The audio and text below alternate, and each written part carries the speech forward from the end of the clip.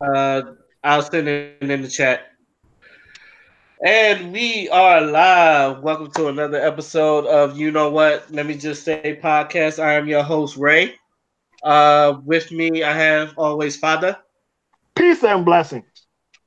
We have the first Black Ginger here, What it do? and we have Shining Wolf. How you doing? All right, I got to deal with the names now. Everybody want to talk about the names.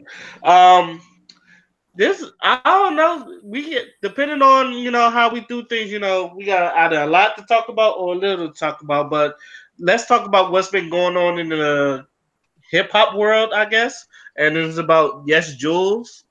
So anyone, so all y'all familiar about the Yes Jules situation? No, I'm not. Somewhat. I got the gist of it. Pretty much, she was rapping. She was freestyling fun. She was her freestyle that she did on that. What show was that, Raymond? That she freestyled on? Easily offended. Yeah, Easy as easily. that. And that shit was off beat, and there wasn't even a beat on. All beat with no beat. Okay, got She you. was off. How you off beat with no beat? Oh, it's possible. So her shit was whack. And then she wanted to talk about how people was like she's not a part of the black community. She said, well, she's better for the black community because we be killing each other and some dumb shit. And she put that up in her rhymes.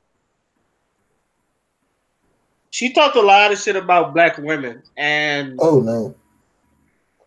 the funny thing is when she was on the Easily Offended podcast, one thing that it did, she was telling her story about her and Joe Button about her, and then she was talking about how a lot of people don't fuck with her and they don't want to see her thrive in the industry and all that other stuff.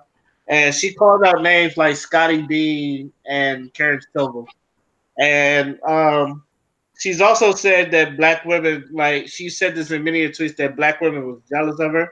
Oh god. And my man, if anybody knows the battle rap world, my man Yeah, Murder Mook. Murder Mook. Murder Mook. Murder Mook. I like Murder Mook, I really do, but that nigga was caping hard for Yes Jules, and He was soft suing.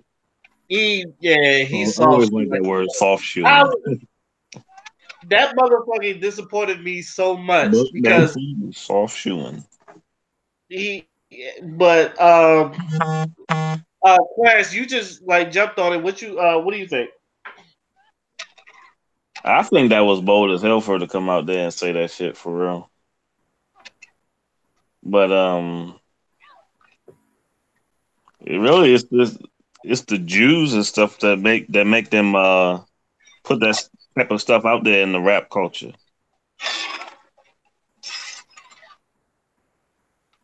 Well, I think Well, the Jew, like what was that movie? That movie that came out with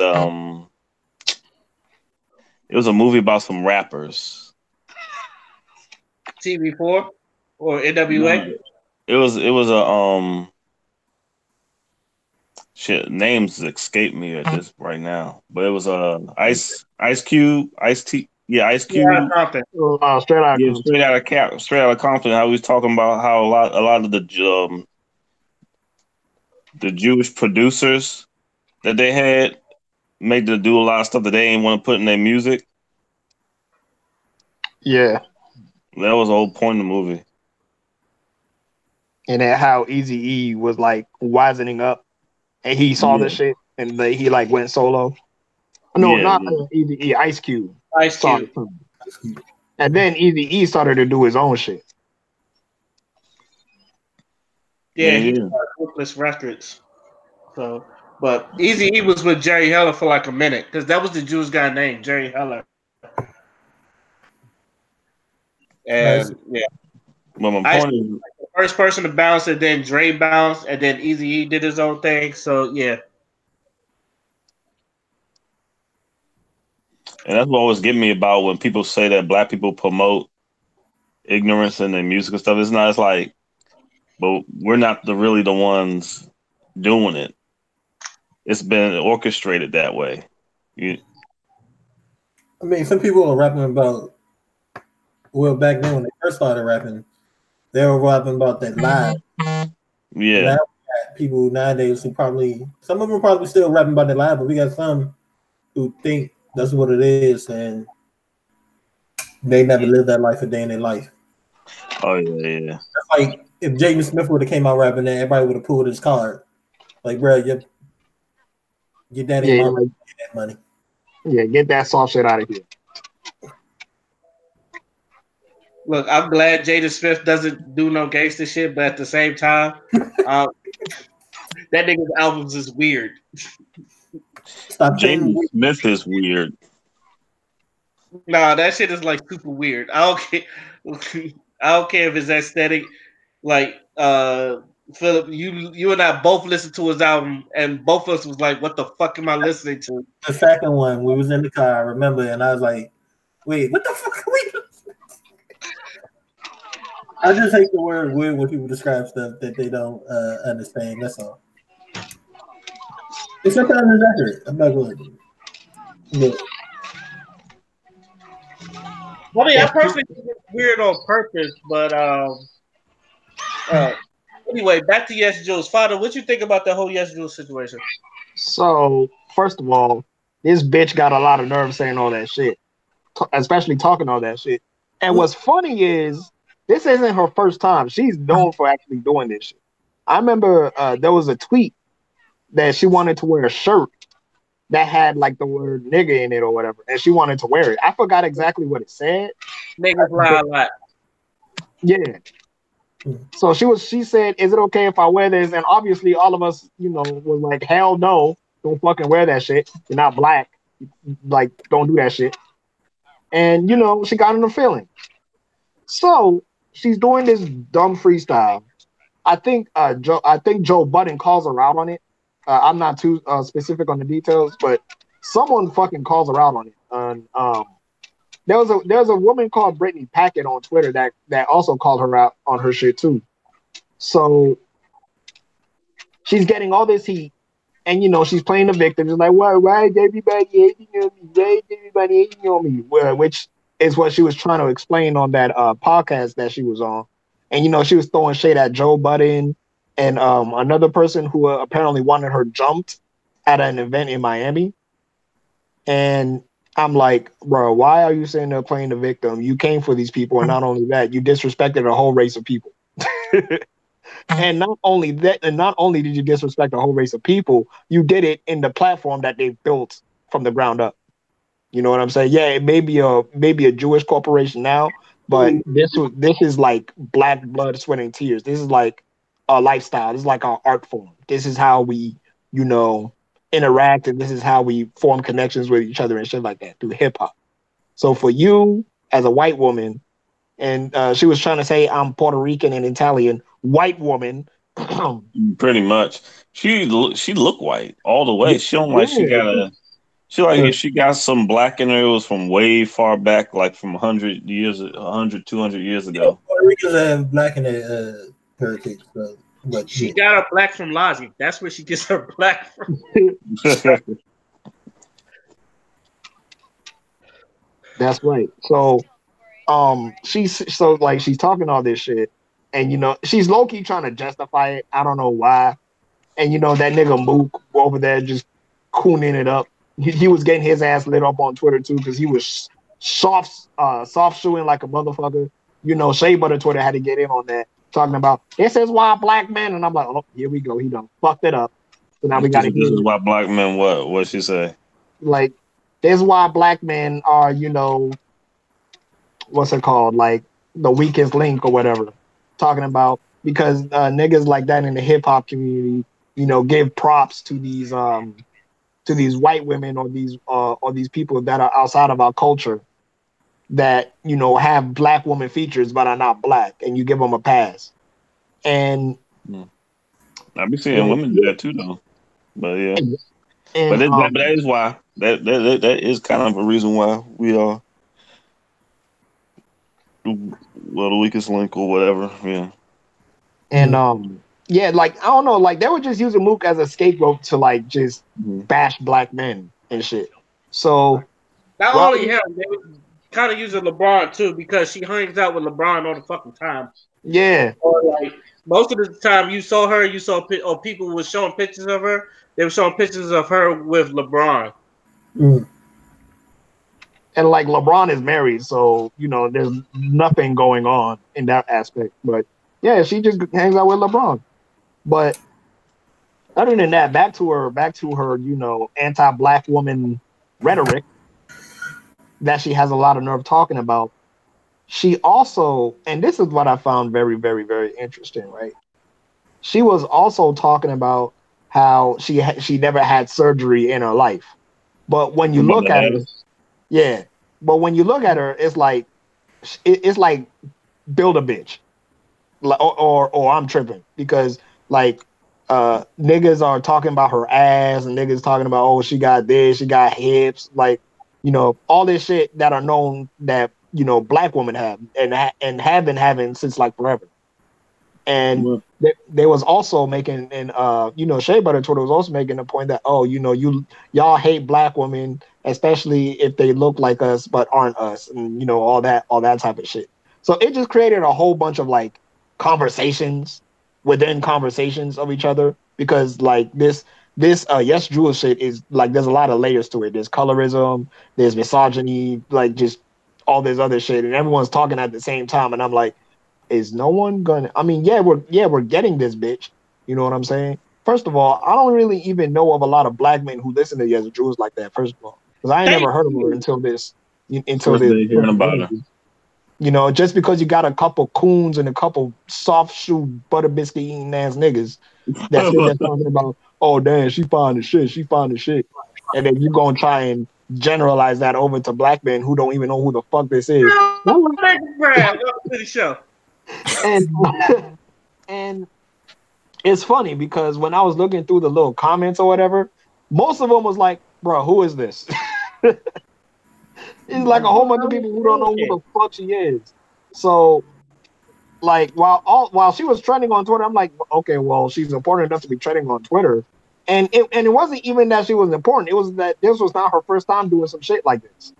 And she was trying to go after Joe Budden and them, who name dropped her in his podcast, and she was trying to clap back. But why would you clap back if you was at an event in Miami, XXX Tentacion had to give you his own fucking security so your ass wouldn't get popped when you showed up. And then she was trying to say, oh, the people that I thought that was with you was fake. It's like, no, they ain't fake. You fucking blasted their people. You was talking about, oh, black men love you and you can take any nigga because black women aren't shit and all that and all this rhetoric. Who's gonna fuck with you after that? Especially if you got a history of it. Make it make sense. Dumb bitch. Okay. Yo, Brad, can you hear us? Yeah, I can hear you just fine. What up, All Brad? right. Hey, it's been a while. Yes, Yeah, I it know. has. Welcome to the show. So, do you know much about the Yes Joe situation? Whew, no, I don't. What's up with that? Okay, to keep it short, it's this white girl that's kind of like culture vulture and black culture, Mhm. and like we're not having it, basically, as a group of black people, not just like one race, but like, and then I guess we're trying to get her the fuck out of here. Okay. All right, but And but she can't rap. yeah, she can't rap. Ooh, Not But yikes. I wanted to say this, especially about when you pointed to the niggas lie a lot shirt that she wore, and she was like putting it on Twitter, and she was like, should I wear this shirt to the Rolling Loud tournament? And the funny thing about her saying that is on the podcast, she was like, I've never used the N word. I've never said the N word. It's not part of me. It's not part of my vocabulary. So if that's not part of your vocabulary, you know it's bad when you say it. Why the fuck would you think it's okay for you to wear the fucking shirt around black people? Of course you're gonna get bitch your white. Do you think like clothes is different from like freaking saying it? Come on now. Like, playing with I it. don't She's playing understand with your it. That's train all of that thought, is. and I don't want to hear that she was 19 when she did this and I was younger than. That don't mean shit. It's like you know what's bad. I don't like if you know it's bad for you to say it, you should know it's bad for you to wear it. I said if you, I don't know who was the dude that you like cheated on you on all the other stuff. If he was black, you should have sent that to him. But you do not send that shit on Twitter where you know that shit was gonna pop off, and that's why I knew she did that shit on purpose. Like Yeah, you know, if your white ass is gonna come on Twitter with that shit, you know you gonna get dragged. And you even said I got dragged on Twitter for that shit. And you know, you being a white in a hip hop community, you got Mhm. one time to fuck up with black people. You do one racist shit with black people. You do it one time. We try to get you the fuck out of here, especially with black women. All right, if you and if you feel like you're taking their job, they're going to get you the fuck out of here. And that's basically what this is them telling you to get the fuck out of here and all that other shit. No, Even if even if you do run the Miami clubs and you know the clubs in Miami and shit, like nobody really knows who the fuck he was. Like I was asking a lot of men who was just Jules, and like nobody knew who the fuck she was. Like a lot of men I knew was like, who the fuck is just Jules? And I had to ask Kayla. Kayla knew, and I guess Father, you knew a little bit, but it's like I didn't know who Just Jules was. this is my first time hearing about her. Like, I didn't. Exactly. That's a lot of men's reaction. And then when you show her, you know, some men go, she's cute. Some men go, she go, damn, look at that ass. But you know, when I looked at her, she's like, you basic. It's like all this, Yeah. You're skinny like with a why big all ass. this No, talking about you really like think? that? Huh? I said she's skinny with a big ass. So Her Louis, ass you really is not that big. It's average. I, I mean, it's, I need a picture. I mean, Wait, it's not what's the average, name average, again? but it's Hold on. averagely big. No, it just look. She just got a slim frame, so it just look big on a slim body. But that ass is not that fat. But Brad, I'll show you a picture. I'll Yeah, send you a picture of her. and how bad are we talking about? Like her. She looks like the female Logic, Ah, in my opinion. Which is Um, hilarious. How you spell her name again? Yeah. YESJULZ. Yeah. There you are. And also, I wanted to say another thing, and it's kind of like I know I've said this before, but like y'all got us. A lot of y'all been like putting straight black men is the reason like she has the popularity she is and all that other stuff. And we can't take that because a lot of men was like, who the fuck is that? It's like nobody really gave a fuck about Never heard of Jess her. George, especially like the little show, The Grapevine, and I love The Grapevine. Yeah, I And love I that show too. Okay. Shout out to like, Ashley Acuna. yeah, We got shout out to some. her. I love that woman. I do. Okay, Ray has a big crush on Ashley Acuna, and it's hilarious. I do. I I'm do. looking I at her want right to now. tackle. I want to tackle her ass. Now, she got some. She got a pretty face. Her face is like I say a 9 out of 10. yeah, I'm looking at her right now. Her tits, she got some nice tits. She got some nice hips. I think she's basic. She Look the at her type on that the you like. She podcast. the On type. the easily, if you look at an easily offended podcast, she ain't got all that makeup and all that other shit. You be like, yeah. Maybe with the makeup, because you know makeup could do amazing things. Yeah, but I'm looking at her right now. I'm seeing that she has a bunch of makeup on. Hmm. So, But them hips, unless those hips is lined and the ass is lined and those tits is lined, yeah. Like if you like slender frame women, then yeah, she got some stuff going on. I find her basic, but that's just me. I was like, I've seen prettier white women. That's just me. Well, yeah, I seen. Especially as a wrestling fan. Yeah, that's it. That's it. yeah. But yeah, what was I saying? Like, not everything is the straight black man's fault, and I don't think straight black man should like get to be the one to blame for like Yes Jules because a lot of straight black men I know don't even know who the fuck she is. So I'm gonna just leave it at that. And I'll second that. I mean, a lot of us get thrown on the bus because of crap like this. But I mean, legitimately, this is my first day hearing about this girl. I can't say crap about her, but from what you say, Listen to her freestyles. That shit is trash. My man feels all beat with no beat. Some might say, I don't know if I want to say that. Some might say it's white trash. Wow. when I first hear like Yes Jules gets blamed for racist freestyle. Blamed. It was a racist freestyle. As she should. As she should.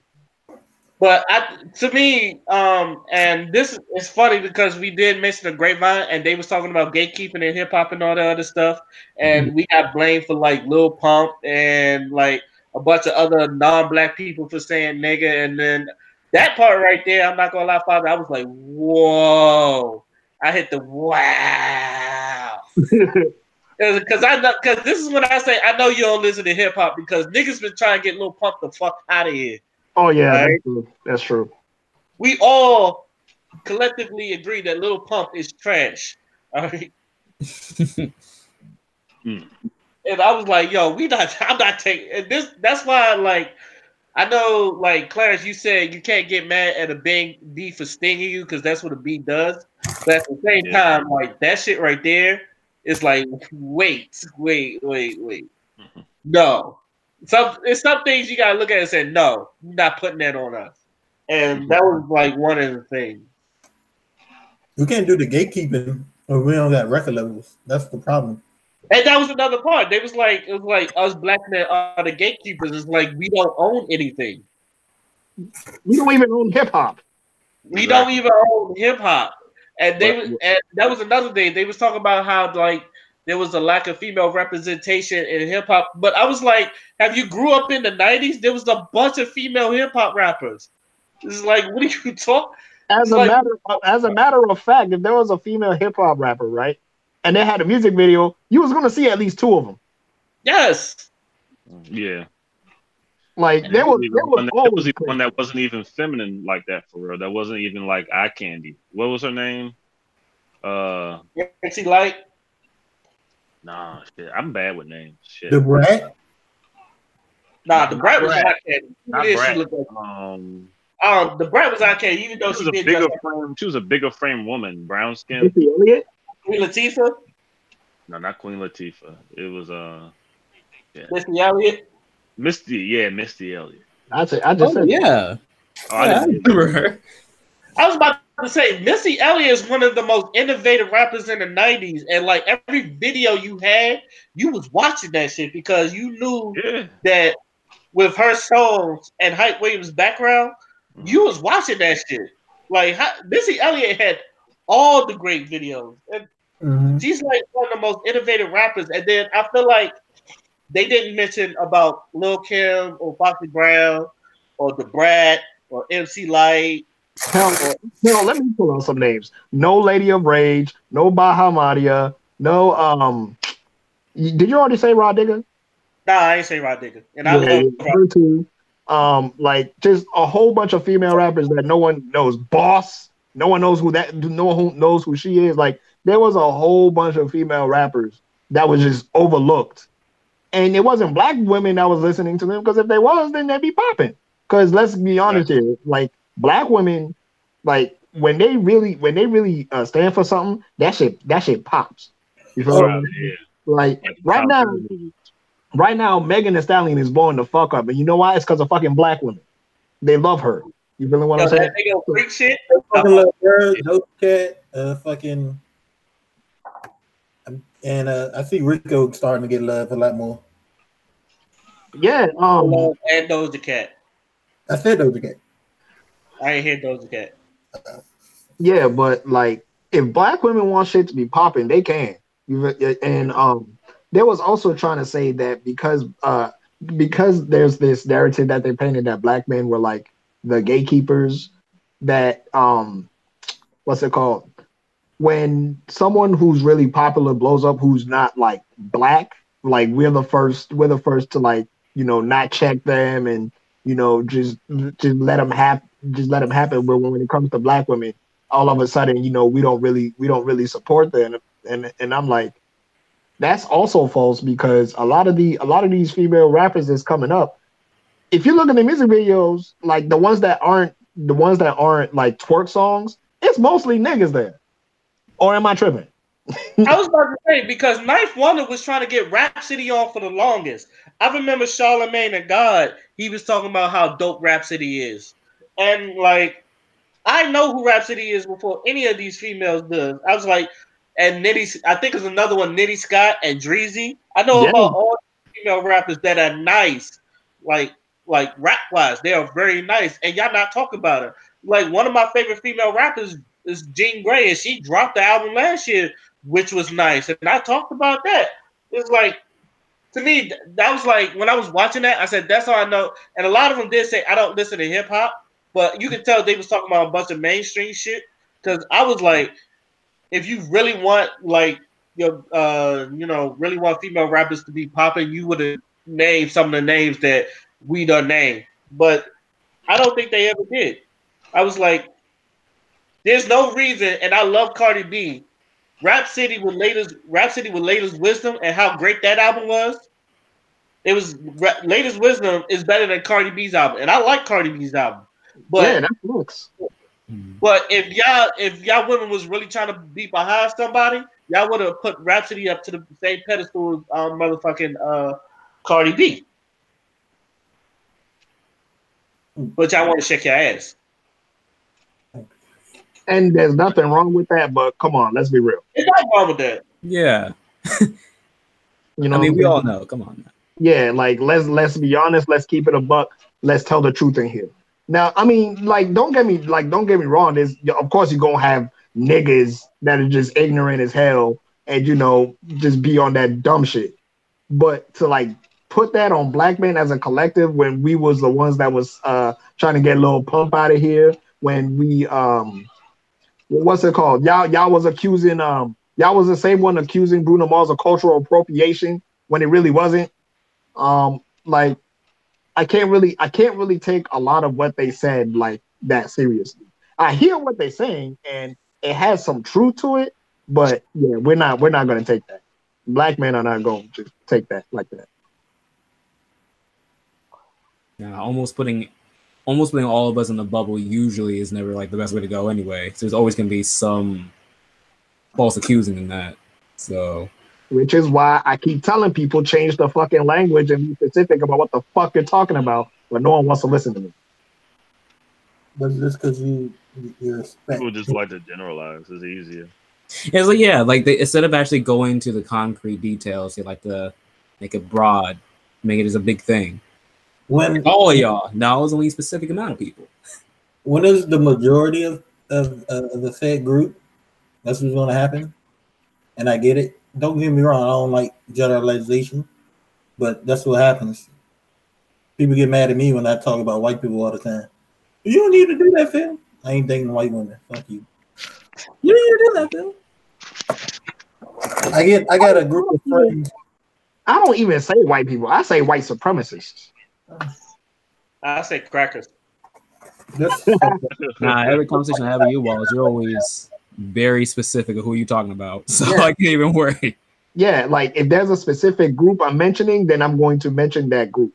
Like if I'm talking about racist ass white people, I'm gonna say white supremacists. But If you know what? like You know what, Father? I hear you. But me having the time in the Marine Corps, I've learned that majority of white people, again, a lot that I came across, male and female, especially the males, are racist, but they don't even realize it because And of they smell like wet dogs. white supremacy. In the Marine Corps, I Yeah, ain't gonna understand. they all benefit from it. Well, yeah, most of them benefit from it in one way or another. yeah, facts. A lot of them have white supremacist ideals because they grew up off that shit. You grew off of Yeah, you grew up off of something. You're gonna have it in your psyche, deep down in your we psyche. don't see You it wouldn't that even way. know any better. They just I'm talk. not gonna lie, white women are the worst at that because y'all seen the show Everybody Hates Chris, right? Yeah. Yeah, Y'all know the teacher that he had, yeah, Mhm. Miss Moreno or something like that. Miss Morella. Yeah, a lot of white women are like that. Even though Yeah, she's like my favorite character in that show, a lot of white women are like that. They'll like say some shit and like they don't know. They're like really oblivious of how racist it is, and they just go about their day. You should you should see Some of them know they just covert. Like you should white see people just be covert with that shit. That's all. you definitely should watch Black is Ray because uh, the main character he talks to his coworkers at work, Mhm. and they do the same thing. Matter of fact, there was an article like after the third season of Blackish, an article of a bunch of white people complaining that all the white people are portrayed as stupid. But in my experience, They're kind of dumb on that show. I'm not gonna lie, Hey, it's a they're ignorant. very. we aren't like that. It's ignorance to a thing that they don't understand, but don't get it. It's very. It's Drake ignorance to black issues. there too at times too, and people don't. But that's the whole point of it. Him learning that things change, and maybe you can still be black even if you're not. Yeah, that's why it's called Blackish. But like I said, when I was in the Marine Corps, it just I had people complain that I had white people. Why I'm sitting there, supposed to be my friends, talk about the plight of black people. But not all black people, just you're the good kind. And they talking about. I You're one just of took those black bros. people come together. Hey, do you see me here, motherfucker? Hello, I'm right here. Or they say something. I think one time I posted a comment about black power is an anti-white, and one of them tried to comment on my status. Yes, it is. If I said white power, how will you feel, nigga, motherfucker? If you want to talk to me, call me. But no, they all do that. When you try to call them out on it, they never want to respond or And then whatever. you explain their history, and then they act like it never happened. Mm-hmm. What's that man, going to that be? was like 60 years ago. Can't we just move on? Yeah, 60 years ago is not that long ago. Exactly. Bitch, we was enslaved for 400 years. What the fuck you was talking? But I wasn't there. I wasn't there. About? I wasn't there. You weren't there. What does that have to do with me? That's not everything I like about Blackish. Every time Andre gets into something, they show how it connects back to slavery, how it all this trends from slavery. It was even one episode. His boss is like, "Oh, I get to school you, Andre." And look, this one, that oh shit, man, it went back to slavery. God damn it! His little white boss thought he had him on the upper. Then he's like, "Shit, let's go back to slavery." I can't. I just can't. Damn. That's funny. And another thing I want to point out too, another thing I want to point out is that they act like they haven't been doing the same shit for long periods of time, and then if we do something remotely similar, then it's an issue. Like how you said about the white people complaining that they was looking stupid in that show. How many movies did they have the token Negro in the damn movie? How many white movies have a token Negro in there? Yo, Oh no, master. I don't know nothing about birthing no babies. Exactly. how many movies that we've had where the token Negro wasn't even played by Negro? Like, let's be real here for a second. Yes. Like, for the Hey, longest time, we weren't even allowed to play How many by movies would a Negro act like a stereotype? Yeah, those kill me. Those fucking kill me. You just reminded me of something that just happened. All those wealthy, rich people that forge their kids to get into Ivy League schools, and one of them schools is here in DC, Georgetown. But now, That's crazy. black women are going to jail just because they put a different address so their kids can go to a better school. I saw that too. I saw that shit. I'm like, And we got Aunt Becky from Full House. Like, that one was hurt a little bit. But I heard about that this morning. It was God. I mean, Look, it's not news. They've been doing this for a long time. Full But House is done anyway. They didn't. So was that? Man, I didn't realize that was one of them. yeah, you just never realize who's actually doing it until you see it. Yeah, but they do all this stuff, and the system is made. You know what? I think I saw a tweet or a repost of a tweet, and it's like, damn, how mediocre can you be in a system that is kind of set up for you to win to cheat? Yeah, you're not even white peopling right. It's like that question: how you get a 400-year head start and fuck it up? Nah, I thought it's funny because like her Hallmark channel money, they stopped that. She was a superstar on this Christian-based show called, I think, Call's Heart. They said they just fired her. Nobody got time for the scandals being connected. So unless she's gonna be in a bunch of seasons of Fuller House on Netflix, that's about it. Nah, you ain't gonna see her as just like they let Justy go. Oh no, Full House is done after season 5, I think. Fuller House is still going on. Yeah, you would think it would only be like 2 seasons tops, but no. No, I think I just saw something that said Fuller House is being canceled after the 6th of. Damn, the fact that lasts that long and I didn't know about that, that's saying something. I didn't realize it, and I was like into the show. I was probably one of the only people because Fuller House renewed for its 5th and final season. Are the twins gonna show up again? And they're just gonna be like just there randomly? Did they ever show up? No. No, they threw. What they did was they kind of made a in joke about the little one, the youngest one, becoming a fashion model, and basically everything the American actually did, and they're too busy to hang with their family, and they look to the camera like they're salty. Oh, that was every now and then. I think in another season, it's like, oh, your aunt Michelle sent you something, and they were trying to get their sister Scarlet Witch to do it, but I don't know what happened with that. She probably was like too busy with that Marvel cash.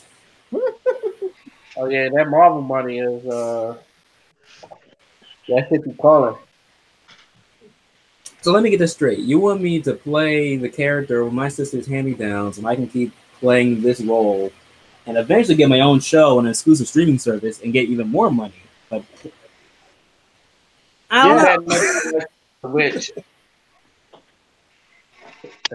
They make like a Scarlet Witch and a Vision show or something. Yeah, it's a Scarlet Witch Vision show from the Disney Plus service. I'm not I watching heard about that today, early today. Was it Winter Soldier and Falcon's getting like their own cop thing going on too. That's a buddy cop. That's what they kind of seem like it's gonna be like. I was wondering if they was gonna make him Captain America. I'm guessing either the show's gonna be about who's gonna take the mantle, or they're not gonna give it up to anyone. That's what it just feels like to me. Yeah. But back on topic.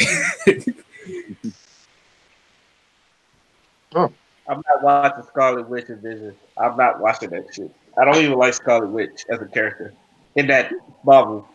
She's just in the way, and she don't listen.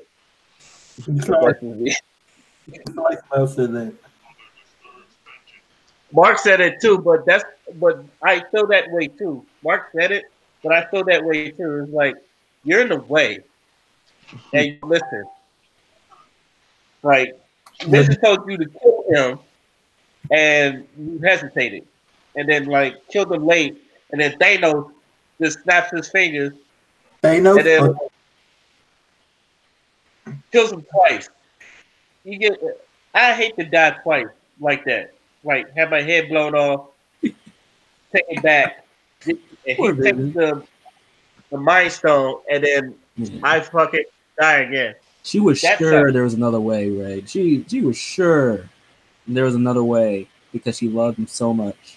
I mean, there technically was. It was just that shit was not going to work because it's Thanos, right?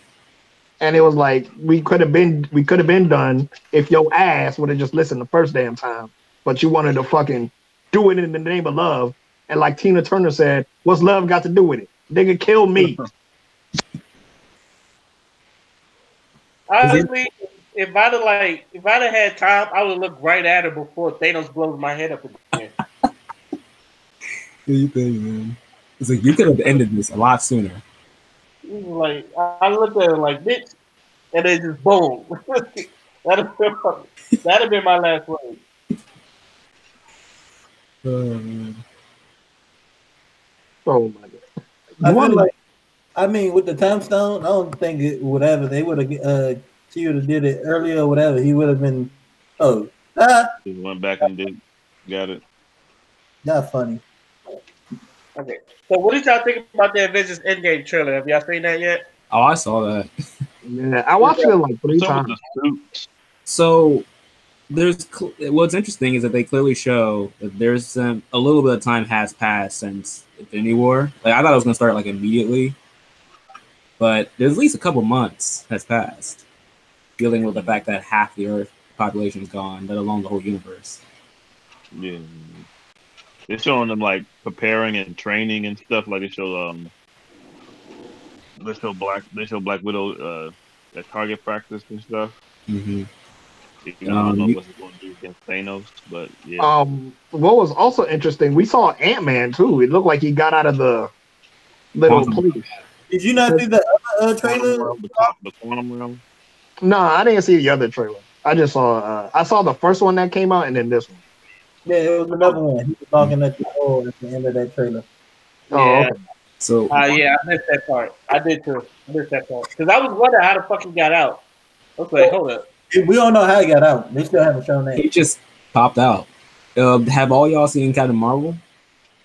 Yeah, I saw it. No, I haven't All right. seen it yet. So how fast do you think she flew from wherever she was in space, just to warp her way over there? I don't know. One thing I noticed about the trailer is Captain Marvel looked more appealing in the new movie than she did in her own movie. They actually have an article where a lot of fans are like upset that she looked better in the Endgame movie than she looks in her movie. I mean, okay, first of all, Captain Marvel is an introduction movie. So, and also, one thing I also want to point out is that the movie is set in 95. So, you know, of course she's going to be looking a little ragged. Wait, what's the whole movie 95? I thought part of it was in 96. The movie was set in 95. 96. Because I thought From the 99 to 2000. Like, No, I'm pretty sure it's 95. 96. No, 95. whatever. Doesn't matter.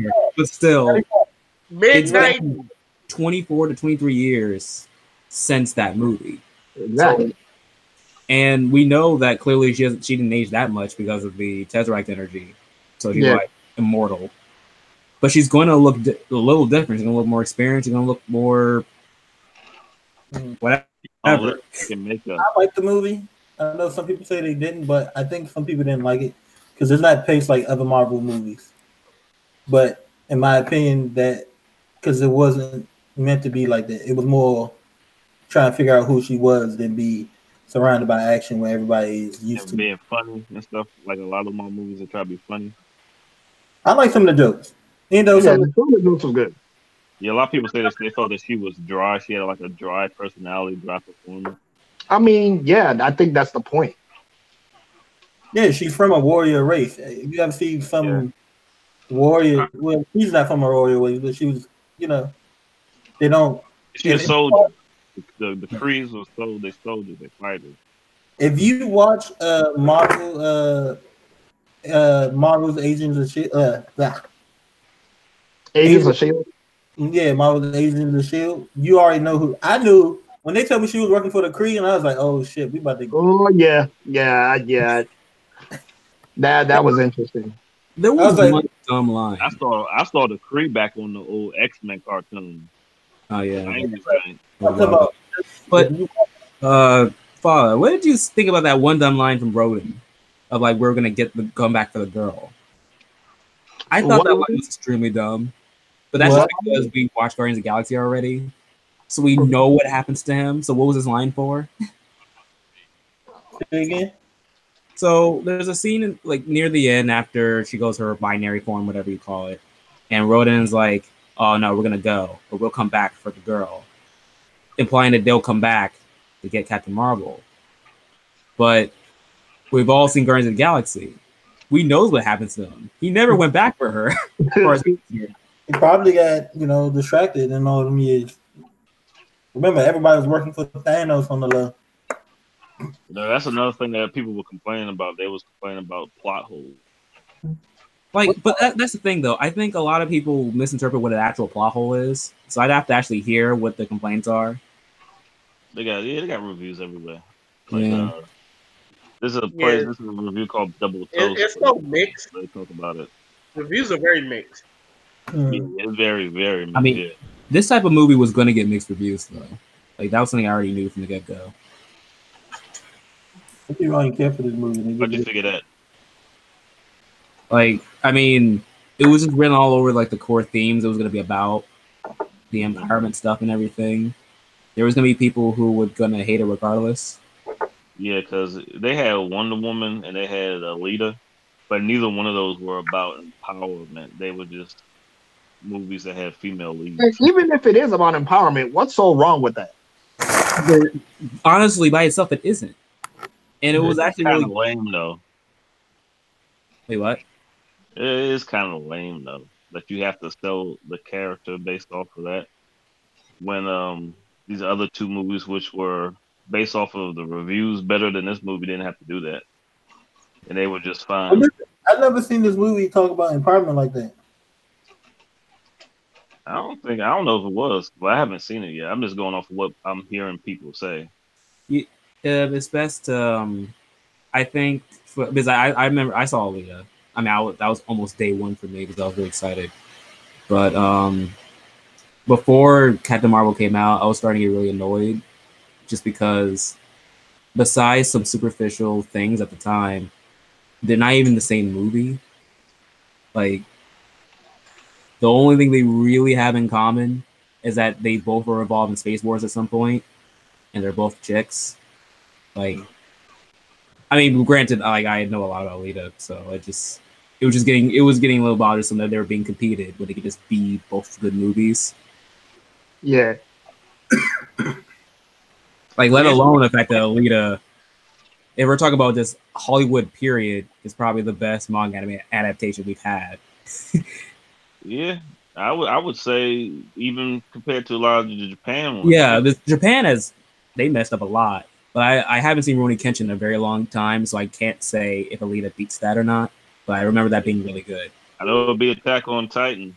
It beats, I'd even say it beats the Parasite live action movie they made too. I thought the Death Note live action movie was awesome. Don't you? Hey, you know what? I'm gonna sit here and say I don't think any of them were good. Like the live action movies, either the Japanese ones. Or I'm not talking about the Netflix one. Yeah, I didn't really like any of them, but I'm also not a super fan of Death Note, so I'm personally biased. All right, that's my bad, Father, because you know how I feel about that. Yeah, you know how I feel about that. I thought it was adorable. You thought it was that's good. But the Japanese one, yeah, it's not that bad. At least the people look like the people. Yeah, and it was coherent. I thought it was coherent.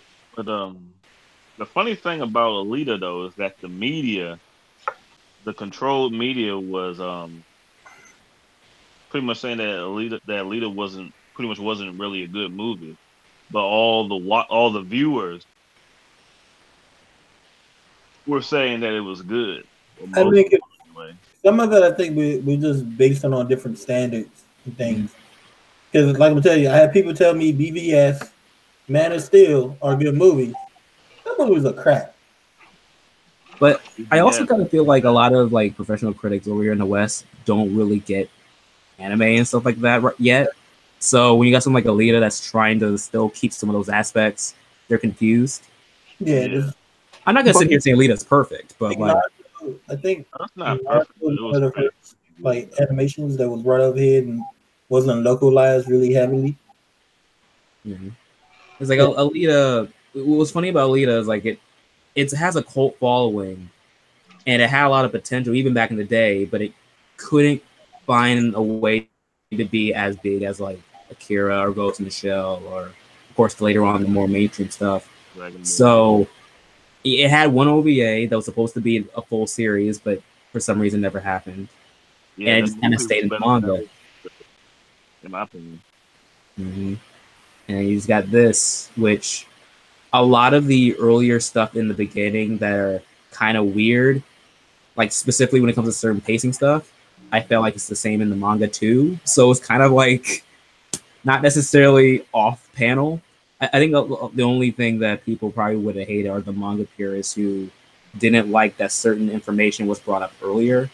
But at the same time, it is a movie, and you're going to have to take some liberties in order to make it feel like a full movie. You don't have like a full series to, you And know. also, and also, you A have to take a into movie's time account. is limited. Yeah, you also have to take into account cultural differences too, because the East does shit different from the West. Their storytelling is way different from how we tell stories. Hey So man, you to sound like you adapt running on that, this water. yeah, to adapt that to a movie, is going to provide some challenges, which we usually fail. Mhm. But you can definitely tell that like Robert Rodriguez and James Cameron both knew and cared about the source material. Like that's the one thing that's definitely clear. Regardless if you may not like some of the things they may do, they clearly knew it and cared about it just as much as you see Marvel Studios with all their logs of books. Um, Marvel Studios be fucking shit up. I I don't mean, even they really like all their movies. Some of them are good. Some of them are like Thor 2 with all the elves and shit. Dark World that wasn't very good.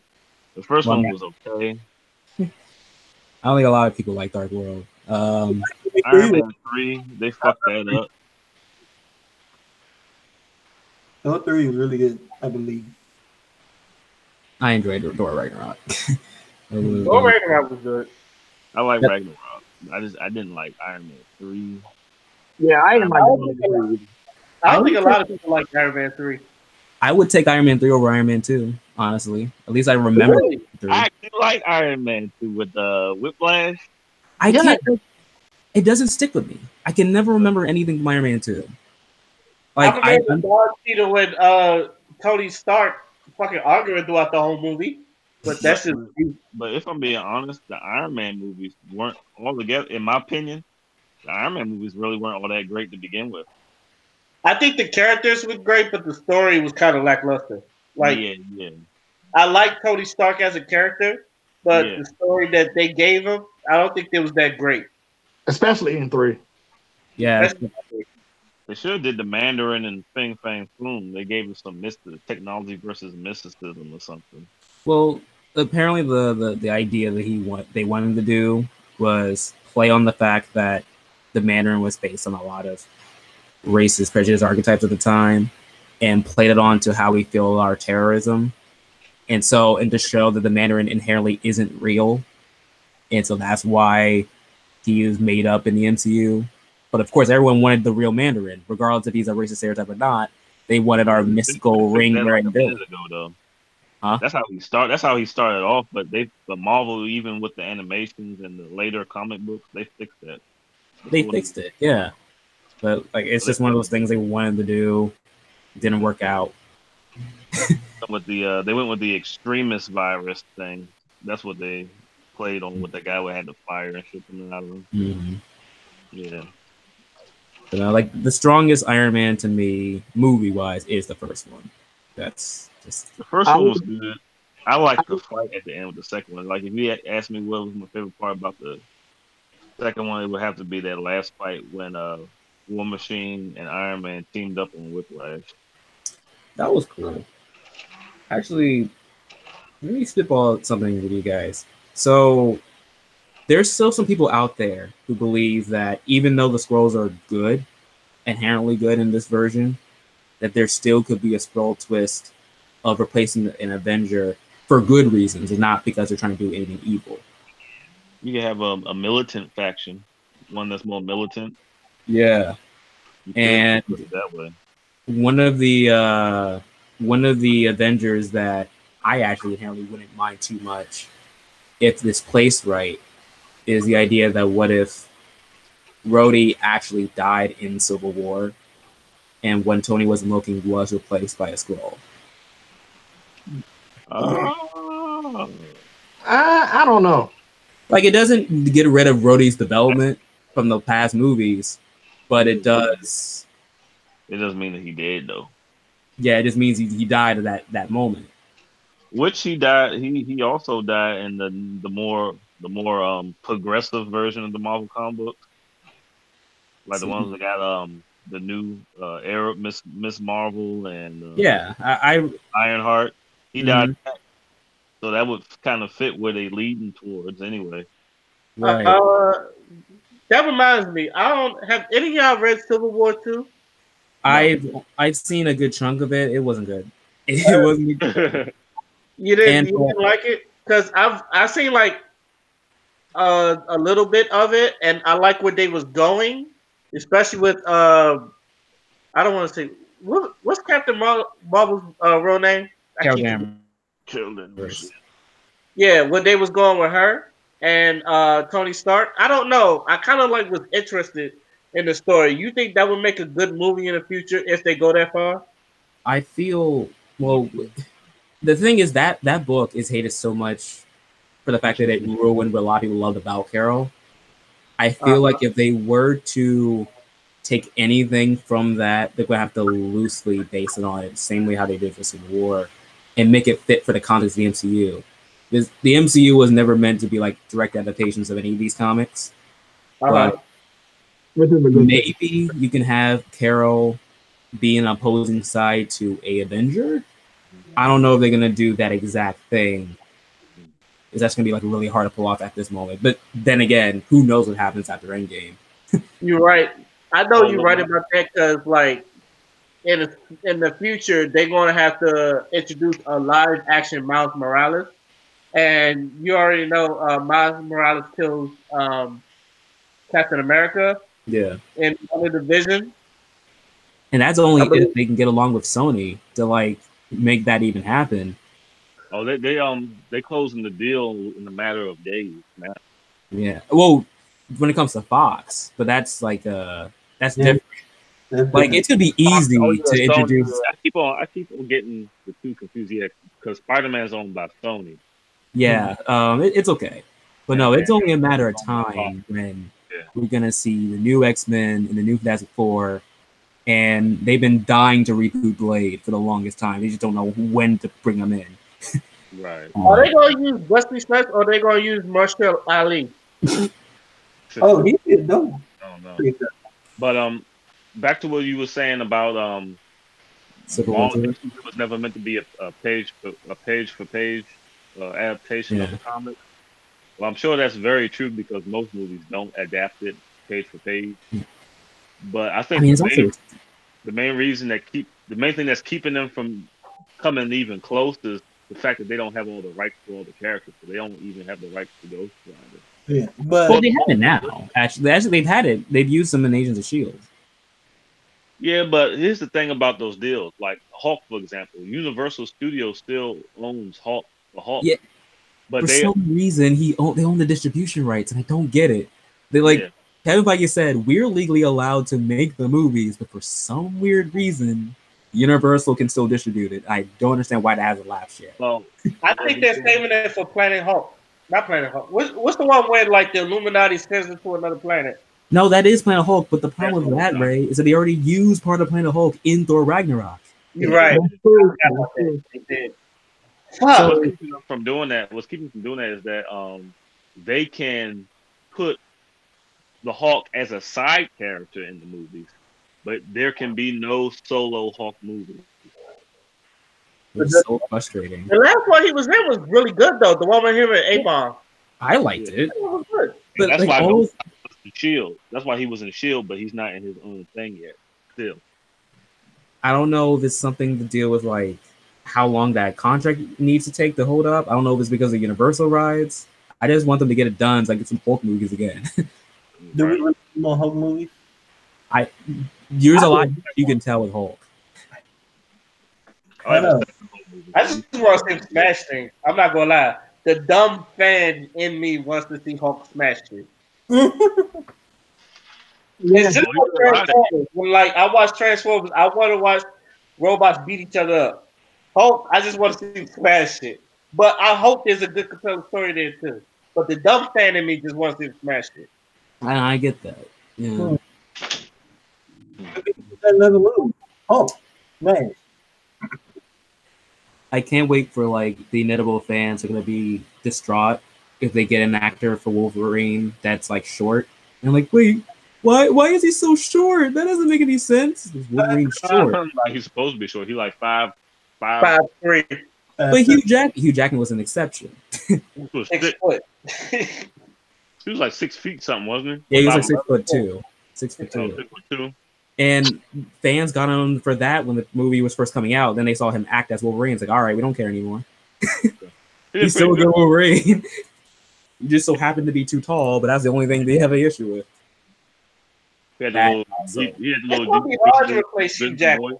Wait, isn't Spider-Man shorter than he is, though? Tom Holland? I think they're like 5'10". Oh, 2 inches ain't that big of a deal. Because Spider-Man has always been like long and slender. He's like 5'10", 5'11", right? Hmm. Mhm. Yeah, something like What that. Mark when you need him? Mark knows it like the back of his hand. Now, what do y'all think the best Spider-Man movie is? We're not doing this tonight. It's- We're not doing this tonight. That's for me. That's like really hard to think about. It's like I thought about it after I saw Spider-Verse, and I didn't know. still have to see that. I haven't seen it yet. I won't tell you anything. I'm just saying I Spider-Man? don't know I heard which it's one is my favorite anymore. I'm about I to buy feel it. like- I don't do it first for. Spider-Man is 5'10". I looked it up. I say you were right. Oh, I looked it up for myself because I was like guessing. I dare to say Spider-Man 2 is my favorite. It's so weird. I grew up with the same Raimi movies just as much as everyone else, but I don't hold a lot of nostalgia for them for some reason. So, but I do, Understandable. What movies again, Brad? huh? What movies did you say it again? These are the Spider-Man movies. We're trying to realize which one is like the best one or your favorite at least. And the Sam Raimi Spider-Man movies, I saw them in theaters and everything. I grew up with them, but for some reason I don't hold nostalgia for them like other things. Like I love them, well specifically 2 of them, but the yeah. The third one was trash. Was 2, to be honest. One was, man, all right. What I'm getting tired of is people talking about Toby was the best Spider-Man. I'm like, we need to stop that. Who was the best I Peter think Parker? the guy who played an Amazing Spider-Man. He The guy who was a played great Amazing Peter Spider-Man. Parker. He was the best Spider-Man, I think. I haven't seen it. None of the Amazing Spider-Man. I don't. Oh, Andrew Garfield. It's Tobey Yeah, it's Maguire. Andrew Garfield. It's like Tobey Maguire was the best Peter Parker. Andrew Garfield was the best Spider-Man. Yeah, Andrew Garfield was the best Spider-Man, and Tobey Maguire was the best Was the best Peter Parker. I agree with that. because he was a loser. Nah, but for real, I he feel was. weird because like looking back, I need to rewatch the older Spider-Man movies. But like No. looking back on Tobey Maguire's Peter, he did great with the social awkwardness. Yeah, he did. But I don't remember if he had anything else. No, he had Like, he if had you look at confidence.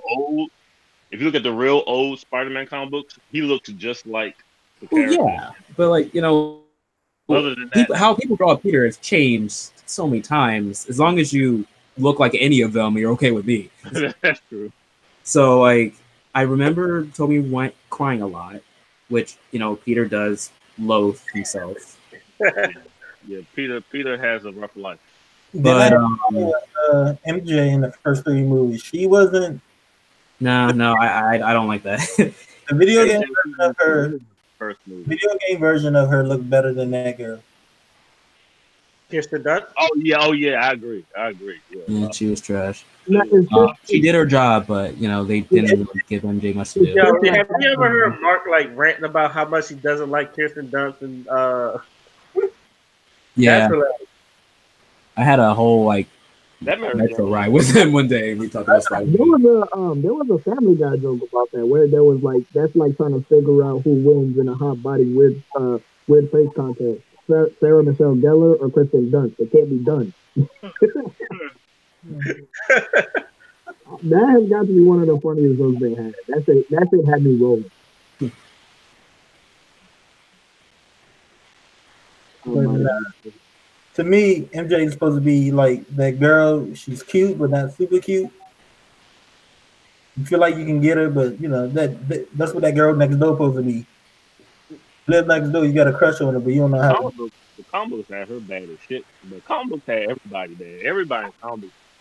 Unless they were like. Oh yeah, that's just how they draw their characters. Like MJ was everything under the sun. She was a model, a superstar.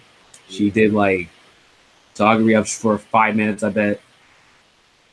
But for some reason, Sloppy Old Peter was like, "Oh man, that's the guy for me." And they deserve each other. There's nothing wrong with it. It's just, it's really hard to figure out where to focus on with MJ when they've made her done basically everything. I felt like in the Sam Raimi movies, they should have made Peter more of a playboy though, especially in 3. But we're not going to talk about 3.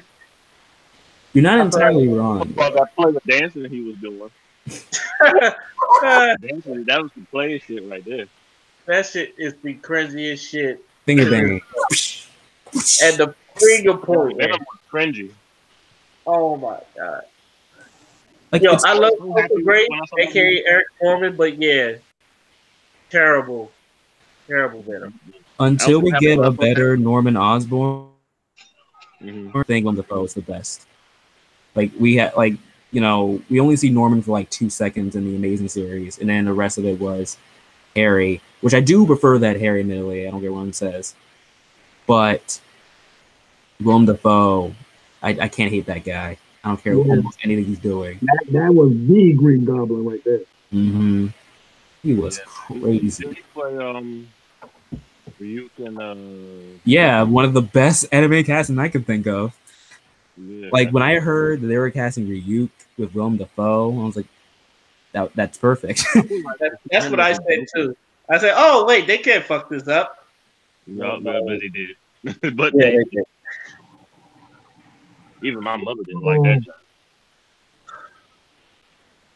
Bruh, you don't understand how disappointed I was when I saw Death Note. Yeah. I get to watch the anime, so. Yo, I was sad for the actor Lakeith Stanfield, man. Like, I was so happy he got the role for L because we don't get a lot of black characters like L. And I was one of the few people who thought that the idea of contextualizing the problems of Death Note within an American setting would have actually worked if they used completely original characters and they actually went full on in it. But this was a good idea. Stanfield playing L. I honestly thought he did a great job being L, but it's how they directed L exactly. in the fucking movie. I was like, everyone was like, "Oh no, L was trash." Hey, don't go for that's one of the best actors I love right now.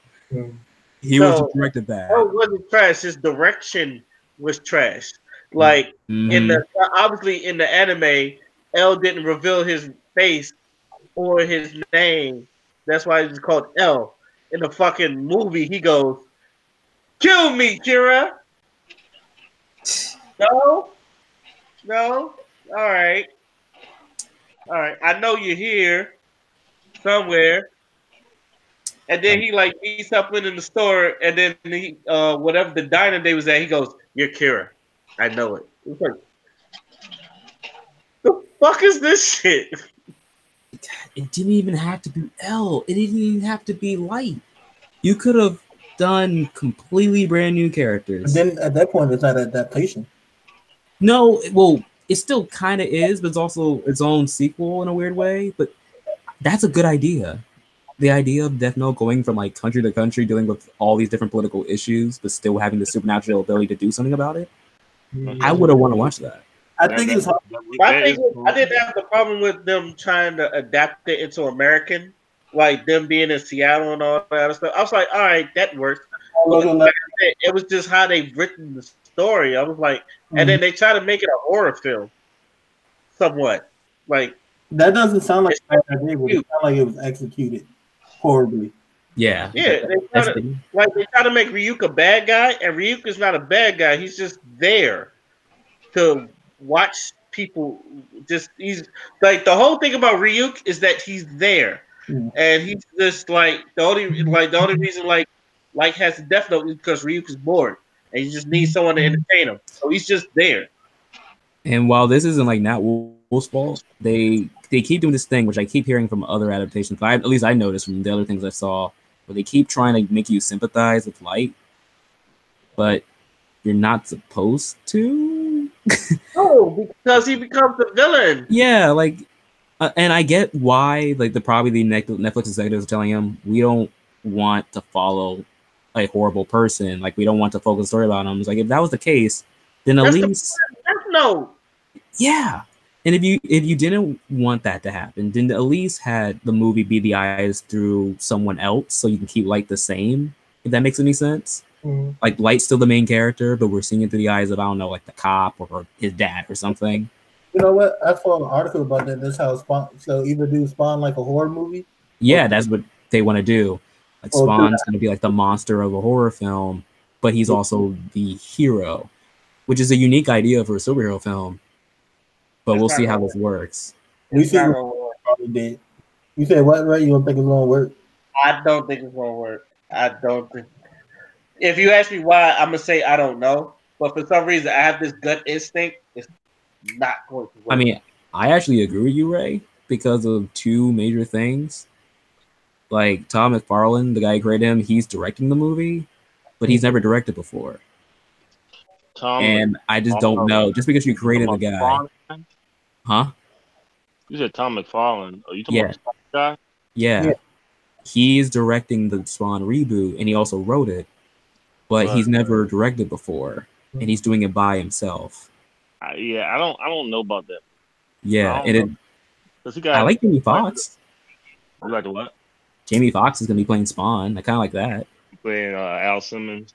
Yeah. The thing I don't know about the movie, because when I heard the early writings of it, they was talking about he's playing it through Twitch and the Fat Cop.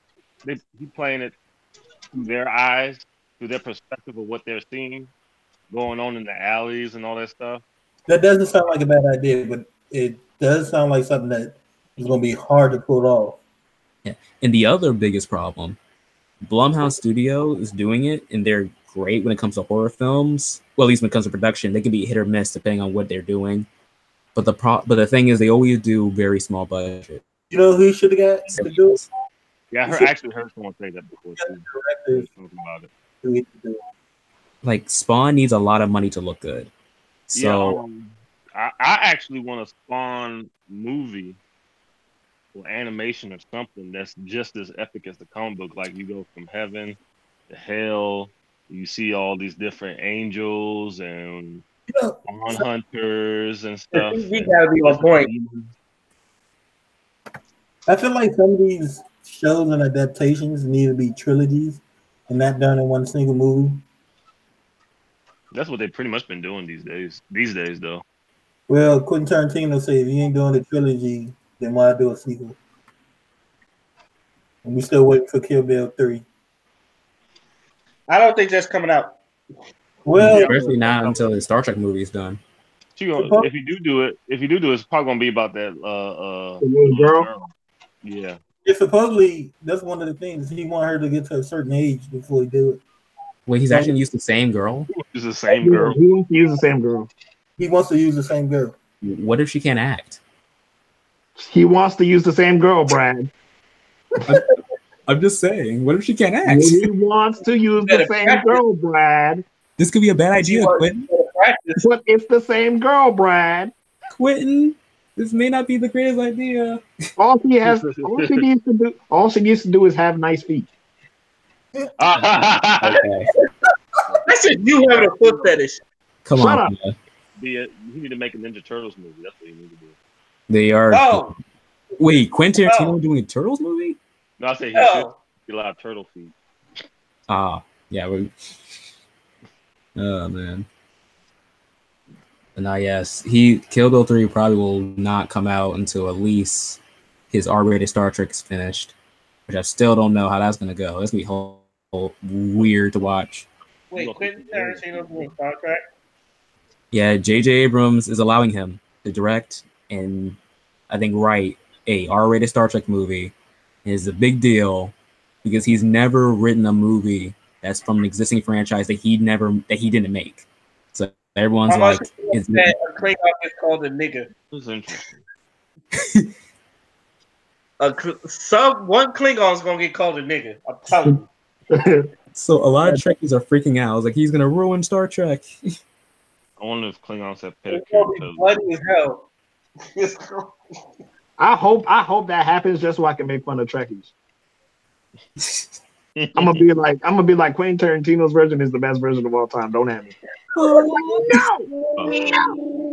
Here's a fun question. I don't know the age he wants her to get to, but she's 23 now, so That should be all right. Should be. She's legal. The drink and everything. that sounds a little creepy, Clarence. Be careful.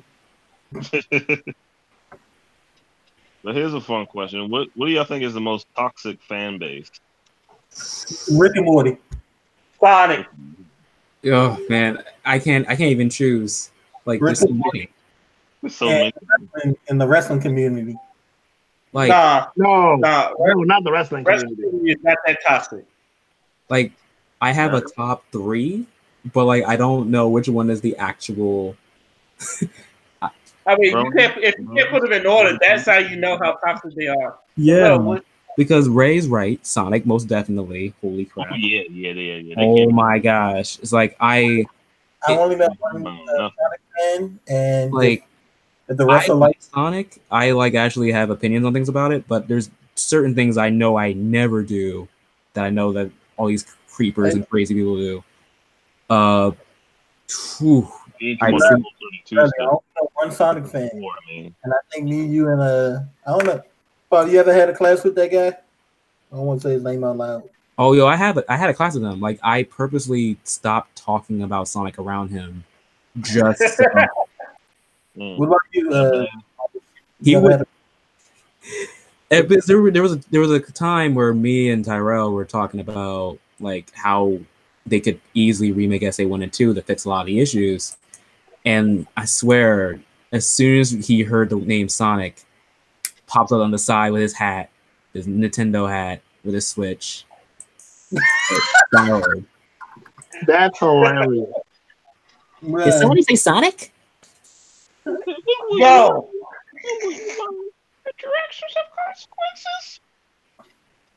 That's hilarious.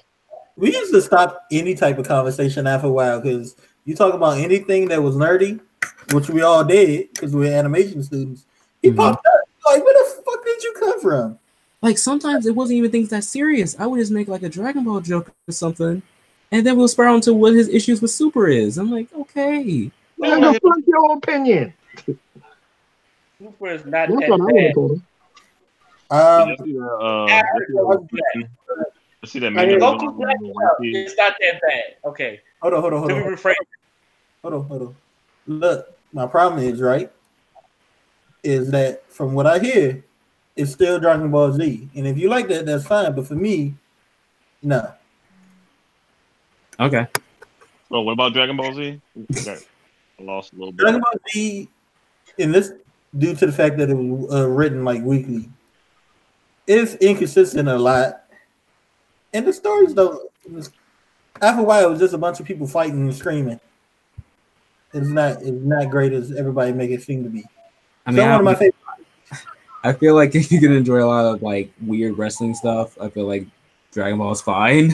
Like I've noticed that for me, it's like I can enjoy things for how they are, but also take some things with like a little bit more gravitas.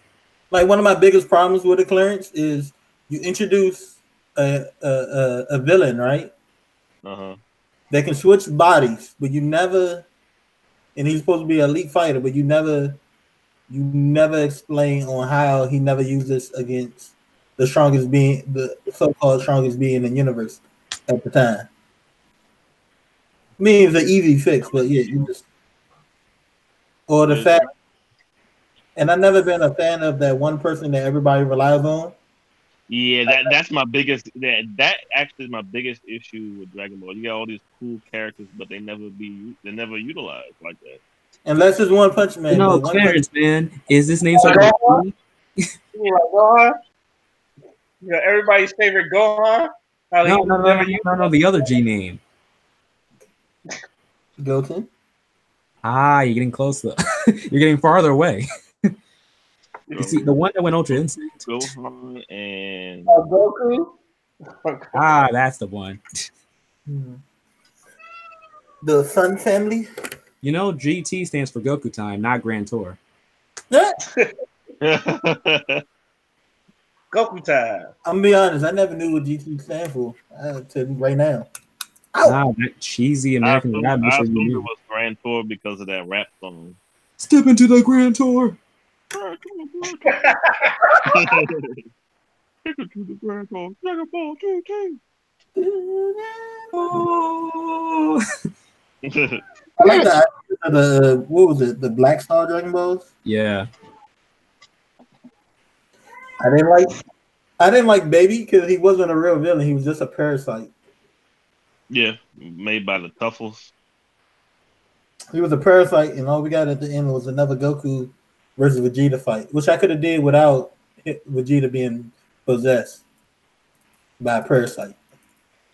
I mean, it was worth seeing Krillin with that. Are you talking about the other Dragon Ball? Oh, you talking about Dragon Ball Hero? No, he's talking about GT. Oh. But because like Baby, like Yeah, Hero got that from GT. Baby Vegeta is baby. Why the fuck was his name Baby too?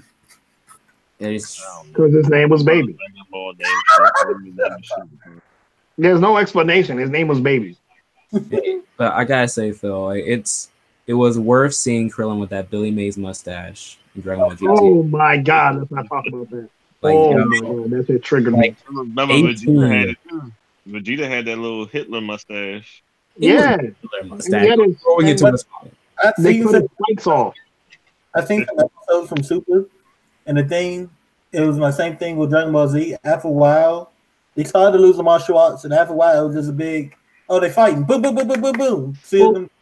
They were trying to bring the strategy back a bit with the Tournament of Power, but in the end, of course, who can punch the hardest?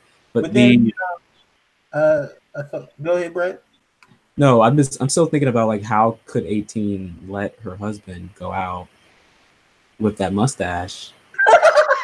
You love him, right? I mean, he was like what, 60, 50? Yeah, he was like 50, 60. They were getting up there in age, but that doesn't mean that he could have kept that mustache. They were for his age too. They were early to mid 50s. Then I don't know. There was some fights I saw in Dragon Ball. Saw from Dragon Ball Super that were just animated badly. A lot of that because was Toei extremely rushed the production schedule, and they didn't realize how important this was at the time. And they've kind of made it clear after the Super Broly movie, like, yeah, we're not gonna do that again because that was a terrible. The Gohan versus Goku fight. All you would see was one of them. They would do a picture of one of them, and all you would see is them fighting them dodging punches. I'm like, this is boring, but other people thought it was fine. Yeah, it's just, that literally they rushed it. The only reason I mean, with situations like that, I kind of give them a little bit of respite. Right. I kind of give them a little bit of respite when it comes to that. Mm-hmm. Not trying to excuse it, but I understand. Mm-hmm. Yeah, but it's like the only reason why they even redid Battle Gods Restoration F in the anime is because they needed more time to actually develop content. Yeah, and they admitted that, yeah, we messed up on that. So like I kind of moved on from a lot of it. Because the new content was the god. What's that god character? He was a god or something. No, Zamasu. You talking about the Zamasu arc? Zamasu, yeah, so yeah. Zamasu. All that. Like, which is actually one of my favorite arcs. Mm-hmm. You know it's what? Weird. And like, I don't know. Looking at that art, I gotta watch it myself. But some reason I'm gonna be bored with it. It's definitely not boring, but it gets not weird. boring. Like it's because I end up rewatching because I watched it with the sub already, but then I wanted to rewatch it with the dub actors, and which obviously they've been doing this for years, so they're fine. But I realized that rewatching it, it's really weird that we've only had one actual villain in what I'm calling Super Part 1. There's no Super's coming back. And that's Zamasu / Goku Black. Beerus was an antagonist, but he wasn't evil. He was just kind of doing his job. Jiren was trying to save his universe. Wasn't he? Yeah, Beerus was like a neutral evil. Yeah, Like yeah, I'm not gonna interfere, but I'm not gonna save you either. I may do some bad things, but I'm also, my job is to destroy things to keep the balance. I'm not good at my job, but yeah, Goku Black. Yeah, I never looked at that as a bad thing. I was just looking at him doing his job. But you could tell like why people feared him a lot. Mm-hmm. Nah, Goku Black / Zamasu was the only villain so far in Super, and I just find that a little weird. Yeah, because the tournament of power characters ain't a villain. They just fighting in the tournament. So how do y'all feel about Jared as a character? Jiren? Oh boy, Yeah. man. Ray, we Love talked him. about how his backstory. Love him. I when I first saw Jiren, I thought he was going to be like the Green Ranger Tommy Oliver of the entire saga. He was just going to wreck everyone and just walk away. And he still did that, but because of how built up he was, there was never going to be a backstory that everyone's going to be satisfied with. I just went with the punches. I was all right with it. I was like, whatever. Let me just see some more fights between Jiren and Goku. Yeah, I see him as powerful, but as far as a personality as a character, he's not really that developed yet. A lot of people are calling him the strongest plot device. Who? Jiren, the strongest plot device ever. I mean, he is. Do you see what he did with him? I thought he served the purpose. That was my whole thing. He's like, he served the purpose. And it, Yeah, he played his role. yeah, like That's what I Goku was had a try- hard. That's what I was Yeah. trying to explain to certain people. It's like they're not going to give Jiren a personality because he's not supposed to be long term. He's supposed to fight Goku, make Goku realize his full potential, and then be out. Which he Three did. times, by Yeah. the way. Realize this. Supposed to get, from what I see it, because the way Goku's set up is another person for Goku to chase after. As far as Here's my thing. If you love Pycon, you can't hate Jiren because they're the same character. But Essentially, yeah, that's don't do that to me, Wallace. Like, I don't hate Jiren, but you can't. If you love Pycon, you cannot hate Jiren. But Because you don't even know Pycon's backstory. But he's just Well, so Pycon cool. was a good character. Pycon is so cool. Like, I love Pycon. Look, I thought Jiren was cool, but like after I kept watching like the tournament of power go on, and like Jiren had everything like countering them, where to a point where I was like, yo, come the fuck on. What else do we got? Like that was my biggest gripe with Jiren. It's like when you thought they had him, it's like he does some stupid shit like step on a little ass rock and his ass would jump on the fucking back on the platform. I'm like, get the fuck out of here with this shit. Right. I mean, yeah, it's not gonna be perfect, but I do love Jiren. Just I keep telling people, Jiren is vicious. I don't care. Like that's a badass motherfucker right there. Like, you gotta think too, like, part of Dragon Ball is also trying to enjoy watching people do what they do, and Jiren is just fun to watch. yeah, exactly. Yeah, Dragon Ball after Dragon Ball has turned into watching two godly characters fight. And honestly, until we got the new Super Broly, Canon Broly, I didn't know where we were gonna go when it comes to someone who could be fun to watch, but also have some depth. Ew. And then that movie came out, and I'm like, my gosh, such a good start for 2019 on my birthday. By the way, I'm glad everybody liked that movie because people were shitting on it when they saw the trailers and they realized it was another Broly movie. Well, I was happy. Most of the hate. I just had a problem with them reconning the Bardock's I mean, Bardock part of it. That was the Man. only thing that I really had a Vegeta problem the with. Fury that's what Guard, Toriyama wanted. That's legit what Toriyama wanted. He that was always gonna be the most, All minor shit. yeah. no, It- Fuck The- that story. the Braddock movie. It's told better in the movie than it is in that chapter, but it still I have my gripes like everyone else. But Clarence, you always got to remember they said that Braddock really was never really a fighter. He Vegeta was a said it. low level warrior. No, that first off, that was just a Yeah, he was weird a dub scientist. page. What that mean? Yeah, That was a. If you talk about how he was a scientist, that was the dub mistake. Yeah. that really was a dub mistake, and they fixed that. Because if you're talking about the one with the Ocean dub, when he was like Vegeta, like he had this artificial moon, it was like your father actually invented this. It was like your father was like a scientist or some shit like that. That was made up. That was a dub mistake or some shit like that. Oh yeah, Ocean's Dub. I like the Yeah, The well, voice I fix a lot of those wasn't- mistakes in Well, practical translations in Ocean's Dub. I like some of that voice acting Like- stuff. Here's the thing, Ray. I like seeing more development of the Saiyan Society. I like exactly how they show King Cole passing on the torch to Frieza. That was great. And I even like they show how smart Bardock actually is to figure stuff out with Frieza, because they didn't really show that well in the chapter. And I like Gine. I do like Gine.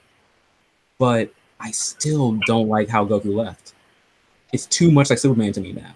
It's too much. Yeah, it was very Superman. Like it's Goku was Superman. And I was getting worried that they weren't going to keep at least the iconic scene of Bardock's final moment, which is done differently, but it's still cool looking. Yeah. Um, He didn't straight up confront him. He like he did in the original. it's just kind of funny because we're supposed to believe that Frieza still recognized Bardock through Goku when they fought. It's like, did you really see him from down there? Exactly. That's why I like it. It didn't really. Yeah, it don't make sense. And Goku left the planet kind of old.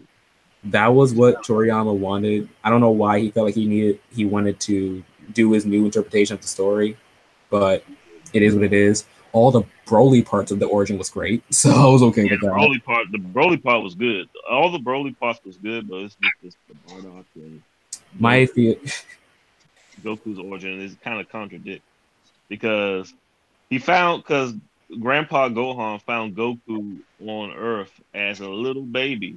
When Goku left Planet Vegeta in that movie, he was a 3-year-old. Yeah, exactly. He was a 3-year-old. So that was a purposeful retcon. So he was 3 years old as opposed to a baby, and he still got his head. He still hit his head and still forgot his memories.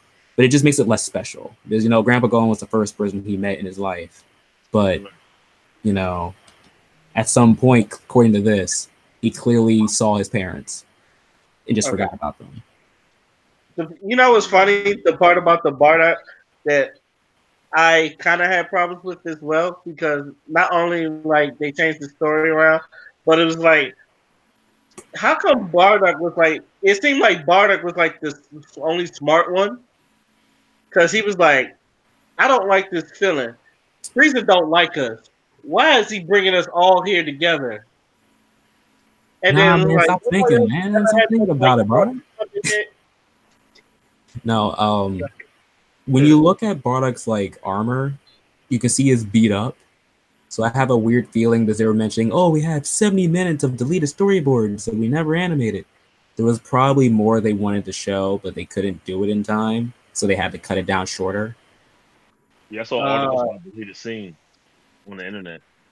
Yeah, so I feel like there's supposed to be scenes that are more reminiscent on the original Bardock movie that kind of explain, he tried to warn everyone, but they just couldn't show it because it'll be way too long.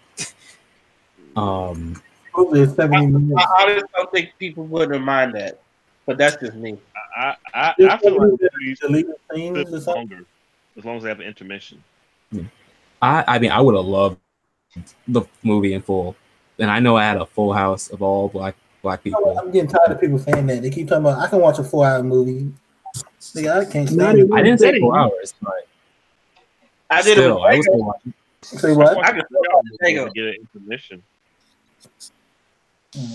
Like people talking about I can't watch 3-hour movies. I'm sorry. I can barely sit through 3 hours of wrestling, and sometimes Ray, how was your theater like? Because as soon as Chi showed up for my theater, everyone was geeking and wilding out. Especially when they were showing off the flexibility of the new Frieza armor. Perfect. Like I had a I heard someone go, "Oh damn," but like it was mostly quiet. But I heard, when Chile did that thing, I was like, "Oh shit!" I heard some, "Oh damn." no, everyone was geeking in my theater. Like no one was able to calm down. She stretched the breastplate around her armor. Yeah, for me, literally every time she shows up in the shot, whenever she's bent over or something, everyone just couldn't let it go. Like screaming, like, this is impossible. Alive until like Broly was fighting everybody. That's Right. when it really came alive. And like when they was going through the transformation, that's when niggas started geeking. And then like it got really like funny. Niggas started laughing when Frieza got his ass whipped. Yeah, I mean, everyone was laughing for that scene. Like Frieza was being petty first and foremost. Like he was doing it to test Broly's strength, but holy crap, the way he did it. Frieza, that nigga Goku said, "Have fun, Frieza." He said, "No, what? he wasn't ready." For a whole hour. Yo, and Goku like body, not Goku, but Broly like body the fuck out of Frieza. For an entire I give Frieza props. Someone said this in a meme. He's like, "Yo, Frieza, the only nigga I know who gets his ass whipped for an hour and still talk to you like you ain't shit." And hey, let's give Frieza credit. He was able to stay in his golden form for a whole hour while he's getting his bow whooped. That's a plot hole. I don't care. What do you mean? That's a plot hole. He's been training. No, bullshit. Bullshit. Look, the one thing I do give credit on, and me and Father agree with this, like Vegeta wasn't a punching bag throughout that fucking movie. Vegeta won round one. Yes. And if anything, I know you can agree with this. If Vegeta and Goku weren't Saiyans, and Vegeta just went all out from the get-go in the first round, Broly would have died. I would say that. Broly would have died if Vegeta wasn't Vegeta and Goku wasn't Goku, and they just went all out from the get-go. But Vegeta won round one. Yeah, because when Vegeta was whooping his ass, and then like Frieza was like, "Yo, this all he got?" Because he knows, like, if he can't handle, because Vegeta, Frieza was looking like, if he can't handle Vegeta, then he definitely can't handle Goku. Your boy looking like trash right now. God. But man, when Broly went full power legendary in that weird dimension. Yeah, that's basically what he was saying. He was like, "Oh, what's up?" Dimension. And you know what irked me about it? As soon as I got out of the theater, I realized, oh my gosh, AJ was right. Because AJ kept telling us in that lounge, if they ever bring back Broly and to try to make him canon, to make him so powerful that he will break the universe. And he was right. Gogeta was like, or was it Gogeta or Vegeta? It was Gogeta. Yeah, Gogeta. Gogeta was like, what the? When we punched a hole in the universe and warped into another dimension, I was like, God damn, they that powerful? I was like, can One Punch Man do that? One Punch Man, you better stop playing with Saitama. Like in One Punch Man? I think they did that in spite of One Punch Man. It's like, yo, fuck One Punch Man. Even Gogeta was like, yo. One Punch Man? The whole thing. What was your reaction to the Chilai's wish to bring Broly back to Planet Vampa at the last second? Smart. I was hyped but confused for a split. Like that very moment, I was like, "Wait, what just happened?" At that point, I knew that he was going to become a plot point in the series, which I'm excited for. I'm actually not mad about that. Yeah, I mean, I am too. But like, it was just so weird to seeing at first. It's like, yo, I'm so ready to see Broly die, and then he didn't die. Yeah, you gonna turn me? I wouldn't want Broly to die because that would be a that would be a waste. No, it definitely would have been a waste. It definitely would have been a waste. But like, man, it's not the retarded reason of why he's mad at Goku. like the original movie.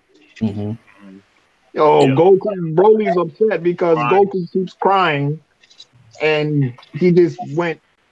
Goku cried so hard he literally went like autistic. Mhm. And like when you look at the end of the movie, Broly is not even mad at Goku. If anything, he's excited to see him again. And Yeah, they stands. It was and really Chile because honestly, it was really like Chile was like, I don't trust you, and Goku's like, yeah, whatever, bitch. Yeah, Here's some food. I either want to fight or I want to eat. Which one you got? legit. And even though like the ending is also just a callback, I think it was a really good character. They wrote Goku very well for me in this. I feel like they actually knew how to write Goku better here than a lot of Super. They actually Well, gave him a personality. like he was able to be, goofy and still childish while still showing that he's had experience. Yeah. And I feel like Oh, Super. when that nigga got ready to fight and he took the jacket off, he was like, you could tell he was in mode. He was like, By the way, that shit was smooth when he was warming up before to fight Broly. That was the smoothest shit I yeah, ever seen in my life. Yo, With jumping dude, around. I almost hate watching stuff like that. But I was like, when am I gonna get there?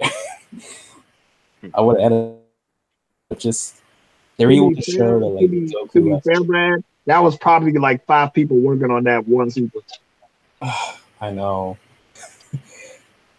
but yeah, like when Goku does that bind, it made me show like, okay, clearly you guys have the potential to be able to write Goku consistently while still keeping his sports traits. Just keep doing this. And the end of that movie where he told Broly to just call him Kakarot, well, yeah, that's a callback. That's a good character moment. Goku was actually able to like resonate to Broly in a way that he was willing to accept. You can call me by my Saiyan name. He never does that. Yeah, he Goku don't. almost never cares about it. I guess he said fuck you since anybody who knows of the Saiyan race calls him Kakarot anyway. And also, I mean, some people will go a little deeper. It's like every person he's met that's ever called him by that name and called him by a Saiyan has been a horrible person. And so he always was dissociated with it. But Broly was the first Saiyan he met that was like actually a good guy. And he knew that he wasn't fighting because he was bloodthirsty. Which is true. And then you got people out here saying, "Oh, I don't think it's good because I feel like I have to watch the rest of the series to understand certain things." But No, you're you not don't. comparing to Infinity War. We had to watch 10 plus years of movies. Yeah, all those Marvel movies were leading up to Infinity War. Like that's not an issue. And I would argue that Dragon Ball Super could be this Super Broly movie could be someone's first Dragon Ball experience. And there's not a lot of issues you're gonna have besides maybe a few details you gotta tell them about. Yeah, yeah, I was about to say, you don't really need to watch Super to know what's going on in Bro. Except it's like, how do they turn blue? Other than that, it's What just, you gotta do Like is this movie has everything that makes Dragon Ball Dragon Ball. Right. All you yeah, gotta do they is even have watch martial arts in there. Dragon Ball, then watch Dragon Ball Kai, since that's the shorter version. And watch some of Super, and then go watch the movie. Yeah. Dragon Ball Kai is Dragon Ball Z without the fillers. Yeah. It makes the story a little bit more coherent too. And when it comes to the dub, is a chance to actually be more accurate while still keeping the voices you like. Yeah. So, yeah. except for Instead of Gohan. saying over 9,000, they say 8,000, like they say in the manga. 9,000 still sounds better though. I don't know why. It just does. It just rolls off the tongue like that. 9,000 does sound better. Because I think you just used to the badges now. If we probably hate 8,000, we probably feel the same way. But you can't go I back. don't know. Maybe for 9,000 is a bigger number. A bigger number. You're probably right though. But Yeah. I'm not gonna disparage you, Hughes. Nah, because I'm just saying a lot of stuff sounds different or weird when you only used to it being one way. Fair enough. It's okay. over. Last topic before we go ahead and shut it down. How do y'all feel about Jussie Smollett getting indicted on like 16 counts? That's a little excessive. Say Not that a again. rope. I was thinking that's a bit much. Yeah. And they talking about 64 years. Yep. They're trying to 64 make him an If example. if indicted on all the charges, he can get up to 64 years. I believe you, Father, but you know what? 64 years. They better, yeah, but a pedophile gets fixed. Okay. Okay. Bullshit. Oh yeah, are you talking about that Catholic priest guy that got 6 years? Mhm. Yeah, that was bullshit. That was actual bullshit. But you know what, Ray? This is what we've been saying this entire time. They're not gonna look at your gayness, they're gonna look at your blackness. We've been saying this forever. Yeah. And it also proves the argument I had with with Xavier when I said, when I said they might give him 30 years, but that was off of mail fraud.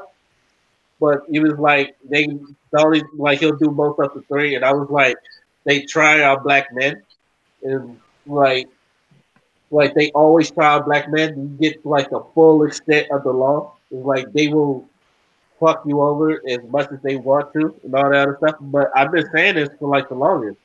There was the funny thing is I forgot one of Donald Trump's people.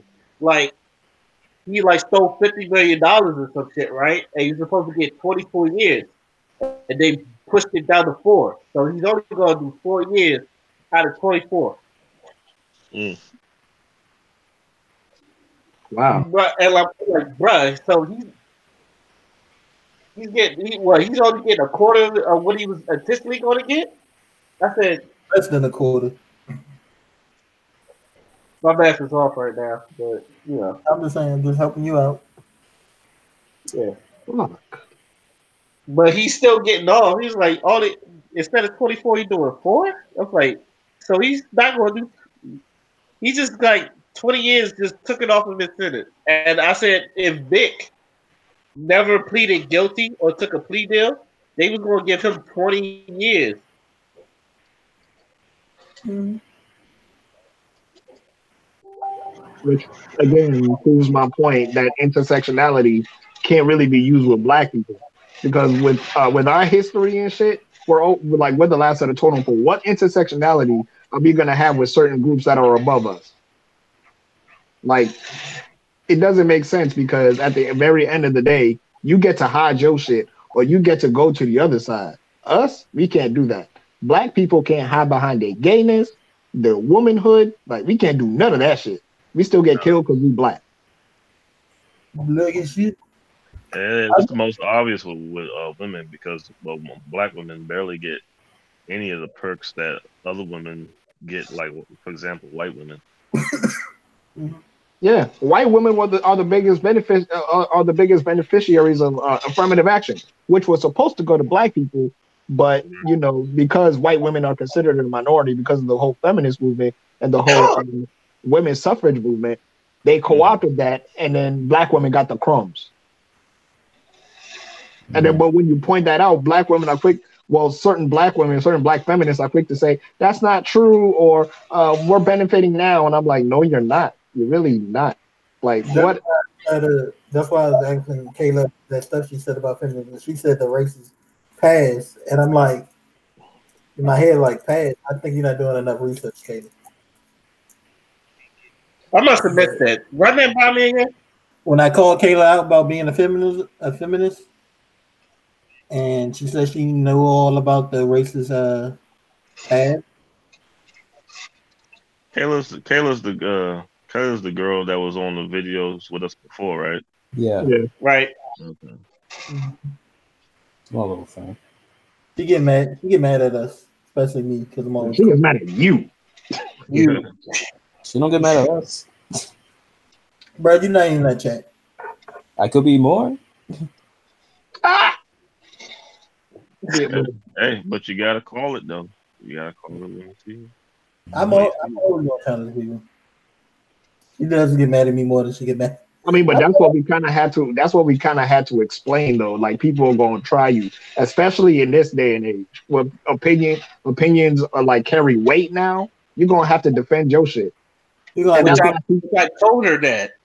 Yeah, and that's why I keep telling her, especially if you're like a feminist or you like support the LGBT, you better be able to fucking hold your own nuts because these motherfuckers are going to try you.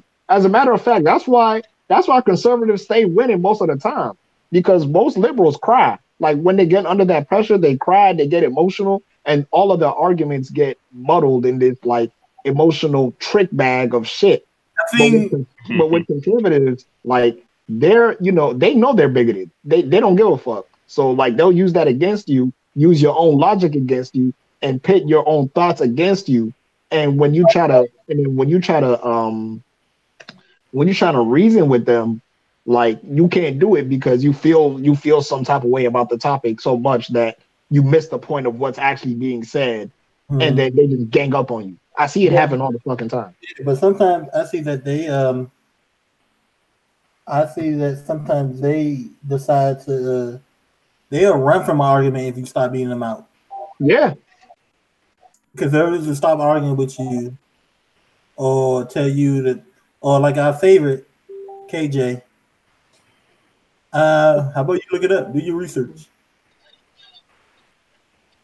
I Or posted one. I posted one article in that dude's what's his name? In that dude's Facebook, and he was quiet. He never replied to me again. And I was like, "Yeah, you've been co-opted, dude." And but and that's what confuses me because conservative talking points are so easy to counter. They're very easy to counter.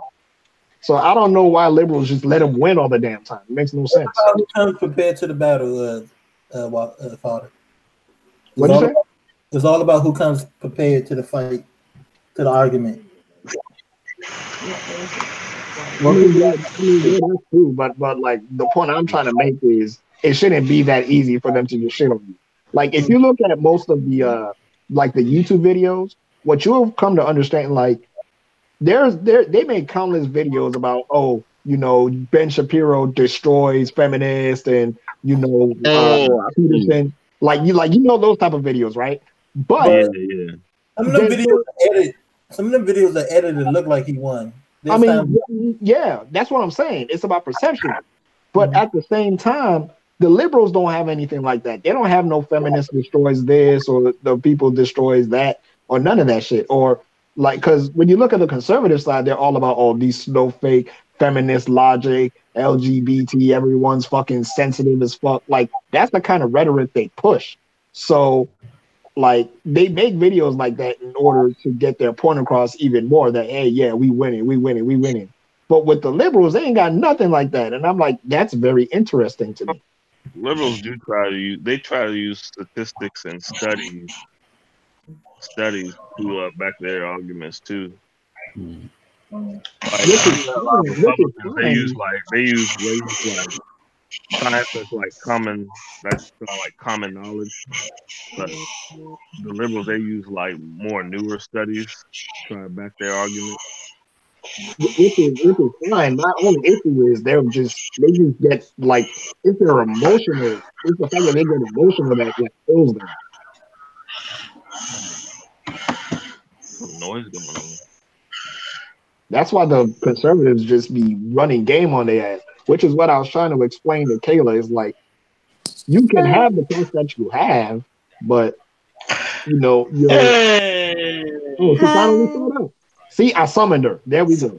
So basically, Kayla, what I was saying is, remember when I told you how conservatives will use your own logic against you to try to make you seem like you're the one that's dumb? Yeah. Yeah, that's basically what I was just like explaining. Like they'll do that to y'all because Yeah, they know that they'll like get away change my with it. mind. Yeah. Right. You know what I'm talking about? That guy be like something changed my mind. Stephen Crowder. Yeah, yeah. Yeah. He's He actually does one of that. the He more. does that a lot. He Yeah, does that but a whole lot.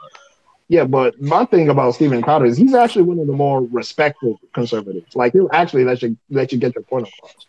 Yeah. You just Yeah, he gotta is. be. Yeah. It's kind of like he's Yeah, kind of that's like what everyone's. Yeah. He's kind of like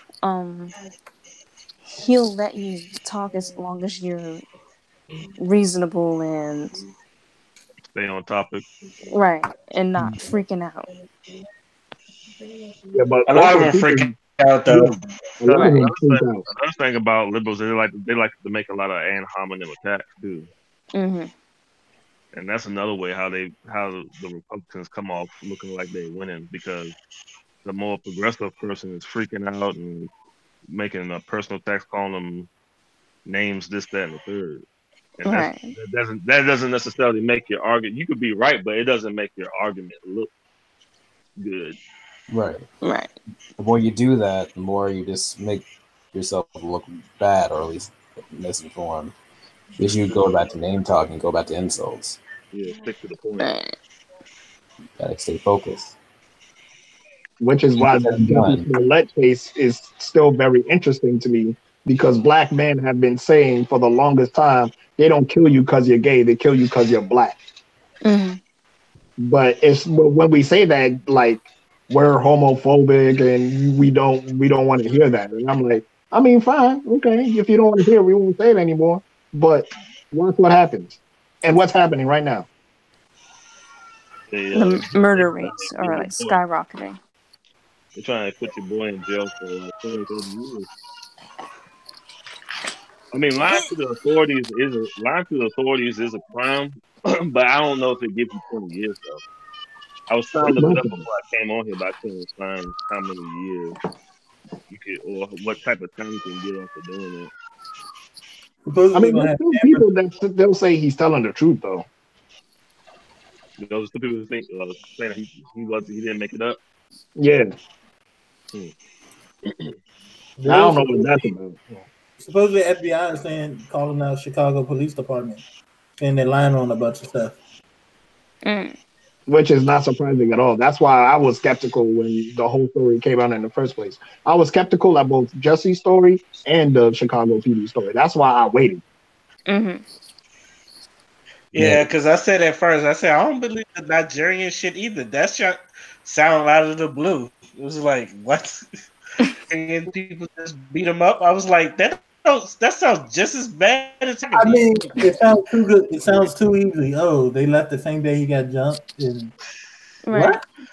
I mean, people have been feeling the same way about the Chicago PD for a while, so everyone knew not to listen to everything they say. Right.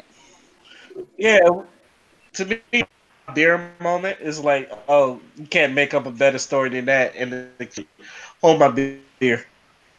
It's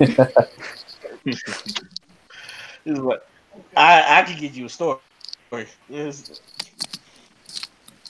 And the story they did, this has been in headlines for like the past 2 months. And you know what? I think, and you know what? I think that Jesse should be able to get on. I don't think they'll give him time. Yeah. Or at least I hope they don't give him time because he doesn't deserve that. He doesn't deserve it. Yeah, he doesn't deserve to serve all that time. Yeah, I said that too. I think he just needs a stern talking to. Yeah. But that's just, Terrence Howard needs I think he needs a warning and maybe a fine or something. Y'all saying it like he's already been proven guilty on it. If he's proven guilty, he deserves a talking to, or whatever. He deserves some type of consequence. Y'all keep talking like he's been convicted yet. I think he deserves a fine or a warning for this time. Maybe a year probation. But I don't think he deserves time. Yeah. Yeah, that's way too much time. 64 years, like, come on. I'm like, yeah, that's too much. That's actually. Like, what's he gonna be doing? Like, especially since these are like self-inflicting stuff. He faked his own beat up. Allegedly. Beyond, obviously, the guys got arrested. I bet if he was white, he wouldn't get that. Exactly. Right. That's what keep Matter of saying. fact, I guarantee it. I know he wouldn't get that if he was white. It was funny too because there was a discussion. And gay Twitter was having a discussion, and someone said white gays are like the weakest link of the LGBT community, especially the white male gay. And and there was a black woman that was like, yeah, because if you really think about it, it was black lesbians and black trans that created the whole pride movement. I was like, oh shit. Black lesbians and trans. Yeah, black lesbians and trans created the whole pride movement. I'm like, ooh, here we go. Talk that Oh shit. So God. saying that the black LGBT are more productive. Yeah. And you know what? That's to be expected because black people in general, we kind of create the trends in America, like Yeah, hip we do. hop Yeah, and we do. like we create Rock and all the roll. fucking trends We in create America. rock and roll too. Oh yeah, Yeah, we created rock and roll. every time we make something, they always want to come to us. They So Elvis take straight they up try they stole try to claim music. it. They try to Like, claim it as their own. yeah, like, like like with the rock and roll point, Elvis straight up stole his whole thing from James Brown and Chuck Berry. He stole a song by Big Mama Thornton. That's Hound Dog. He stole Hound Dog from Big Mama Thornton. They always do that. White people do that today. They call it a cover today and put it up on YouTube. Yeah, that's exactly what they do. And who? And then they're Uh, known for food and stuff. Hmm? who, I want to say like who they're also known for like making things that we kind of enjoyed for a while. And they bring it in and they make it not cool anymore. Right, like when they dab and everything, like that one yeah, chorus, dabbing, yo, yeah, because dabbing guy. dabbing, I think came from Atlanta, didn't it? Yeah, I think I came think from they it, I from think Atlanta. Atlanta? it came from the south. Or don't What we they? just all love when those bony white women all come together? They want to twerk. Yeah, It's God, Yeah, they they're put just having bony. a fun They time. put bony in it, not the skinny white one. Bony. bony Taylor Swift Hmm. shape ass women. And I know I some of hate you that thinking like, because I don't nothing care if really you're white. moves. It's just you're so bony. It would be like What are you doing? like sometimes it'll be like they would take things like some of the songs too, even like I still cringe at that video, that school choir singing Whippin' Nae Day. Oh Lord, Oh I god. every time I see it I cringe because I'm like, this is what you hear when you enter hell. And then it's like that one white boy that was like doing that most with this whipping nene. Yeah, I'm like, stop the horror. I'm doing it. I'm No, doing it. It's like, if it wasn't for us, they still be square dancing. no. Bro, they still do that. I went somewhere. This place called the Ugly Mug, and those white boys. I was like, they ain't dancing. They just jumping up real hard on one leg and calling it dancing. I was like, they What need to the? stop. Oh my god. That sounds kind of funny. I actually want to see that. I wish I could say it because it's just like, oh god, these dudes need to stop. Excuse me. that's funny as shit. Actually, You need to go back to that place and record some of them. I don't know if they ever be there again, but I would. Yeah. I bet you all can't do this. can you do this and I mean, this I and know this? black people don't have rhythm, so I can't talk. But I'm pretty sure God, you got more rhythm than the white people. I have no rhythm. Y'all have seen me dance. I dance like a chicken with its head cut off. Oh Yeah, God. I'm surprised at you, Kayla. I'm actually surprised. I don't know I why I think can't dance. I think it skipped a generation. I only have No, rhythm no, when no, I'm drunk. don't let Caleb like rhythm. I see when you play the crew. No, when you played the crew, you did some ratchet ass shit that it was on beat, it was on rhythm. I watched it. You did. Who, me? You act like nobody saw you. Yes, you. What I do? It was like you did some ratchet ass like sitting down twerking shit that you act like nobody didn't see you. I saw it off the corner of my eyes. I was like, she got rhythm. What is yeah, Like you tried to be subtle about it, but I caught you. It's like, you remember we was in that rave? Yo, I was in the rave looking around, and only two people had rhythm. That was Xavier and the black girl standing next to him. Maybe some other black girl in the corner, but nobody. And they had rhythm.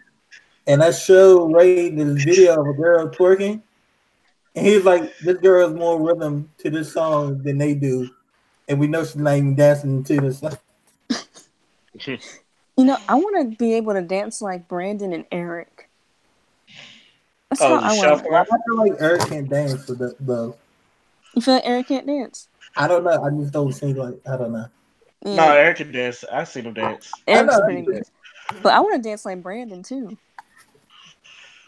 Yeah, it's called Oh, that shuffling. shuffling, that Yeah. shuffling shit. Nah, watch his nephew.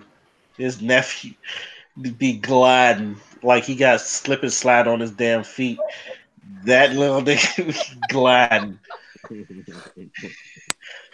Like for real, like Brandon's good, but I swear his nephew is just. You ever seen "I Like the Way You Move"? And you remember them big niggas that was like dancing real hard? That's him. All I hear is the song now. I like the way you So move. please. I like the way you Oh, move. Kayla, let me ask you a question. What's I up? ask you a question. Okay, so so where do you stand on Jesse Smollett right now? To be honest, Uh huh. I'm in the middle. You in the middle? Yeah, I'm in the middle. Because it's like, I still feel like he was lying about some things. But then also, I'm like, but it came out that the letters weren't even sent by him and something about the video not being real. So I'm like, Wait, which video are you referring to? it was something, there was like, it was two things that ended up being like lies that the Chicago PD told. And it was like the letter was not sent by Jesse. He didn't send himself the letter. And then there was something else, but I can't remember. So you just don't know who to believe. Yeah, exactly. I'm like, I don't know. As I be sometimes. Yeah, Honestly, I've been feeling like that for a lot of cases recently. yeah. Like Like, something happened, but I just don't know who was telling the most truth right now. right. Oh, Yeah, I'm just like, I don't know. So you don't. So you just don't know how to feel right now. Right. Exactly. Okay. I don't know what to feel. Fair enough. Okay. Yeah. do y'all Well, mind if I derail to another topic? Go ahead.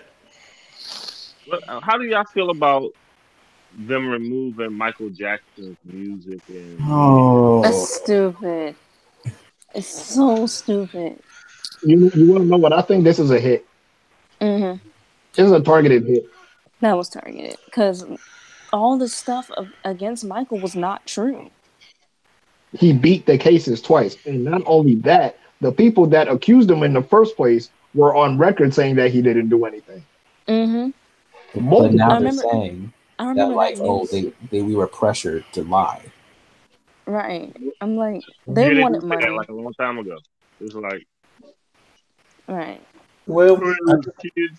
They was like, oh no, that didn't really happen. They were I doing what they I did. hope Do that. and pray that the estate wins the cases for what was it, defamation of character. Yeah. Mm-hmm. Yeah, me too. And don't you Like, It's find it just funny that they choose specifically 10 years as opposed to any in all this time they choose specifically now? It's No, they trying right. to hit with the fan hot. They got Bill Cosby, we got R. Kelly. Come on, we can get one more legend. You know the other two been proven throughout the years that they did it. Right. like I want to believe that Michael Jackson didn't do any of that stuff. I'm still wanting to see where things are going. But I just Yeah. don't like that. This just seems very calculated when it's all. Yeah. No, it is calculated because the person. Okay, so first of all, Oprah came out in support of the documentary and actually interviewed the guy who the documentary was about. And the our whole thing was that this man, for most of his life, swore up and down Michael Jackson didn't do anything to him. As soon as he was denied an opportunity to choreograph a very big tribute for Michael Jackson, that's when he started saying he got molested. mm, That's fucked up. So the fact that Oprah was entertaining this dude off of shit that has been proven by multiple court documents and admissions and everything like that, that Michael Jackson actually didn't do anything and beat the cases twice because there was lack of evidence to support the fact that Michael Jackson touched any of those kids. and then he's gonna come up with a story like that, and then Oprah's goofy ass, he's gonna sit there trying to, give him a spotlight. Uh-uh, absolutely not. Mm. Hey, you sound like you're underneath the water. Yeah. I sound like what? You sound like you're underneath the water or something. You sound muffled. Yeah, it got really muffled. Am I good now? Yeah, you good now. Yeah, I can hear you fine now. Oh, okay. And I heard what you said, but it just sound muffled. Yeah. But and a lot of people have issue with Oprah supporting it. How do y'all feel about that? Oprah supporting the documentary and kind of like railing against Michael Jackson. Y'all have any thoughts on that? In the in in in the words of D.L. Hughley, why does it have to take you a documentary to care? Right. I agree with that. Well, Exactly. It's the same. It's the same old shit. But it's just on the it's the same shit I said about R. Kelly though. It's like you knew he was a piece of shit Hmm. like 10 years ago when he did this shit, Right. and now. Hell, the whole thing with Aaliyah should have raised your eyebrows. Hmm. exactly. But y'all let this man fly for 20, 25 years. Right. Yep. Y'all all Uh, like, bruh, Look, 25 years ago, I was only 5. Leave me alone.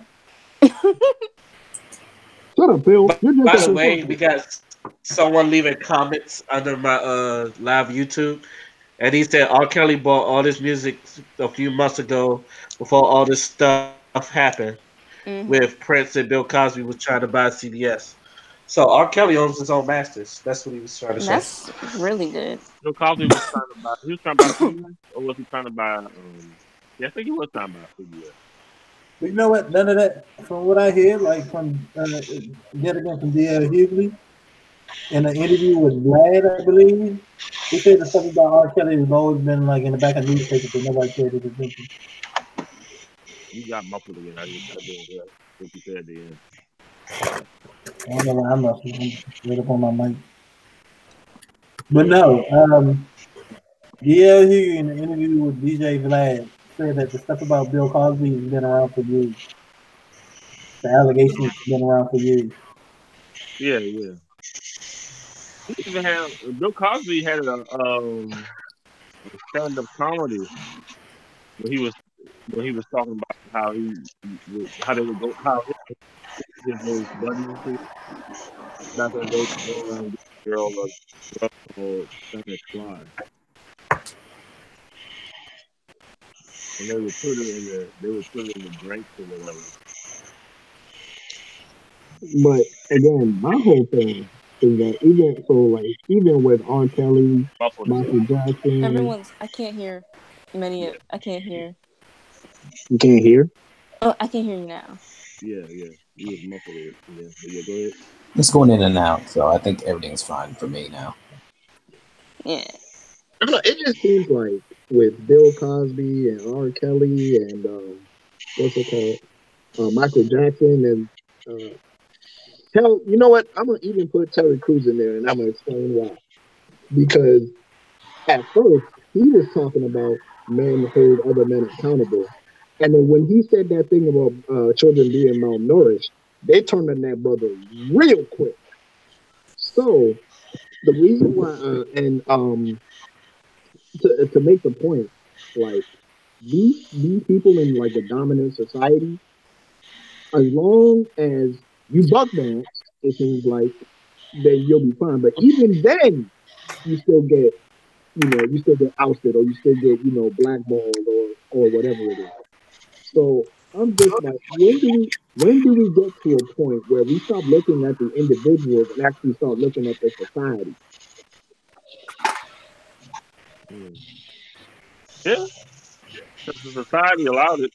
Actually, if you think about it, the society did allow it. How Bill Cosby allowed to say he did on the what's that old Jewish man that had the talk? The what? Hmm.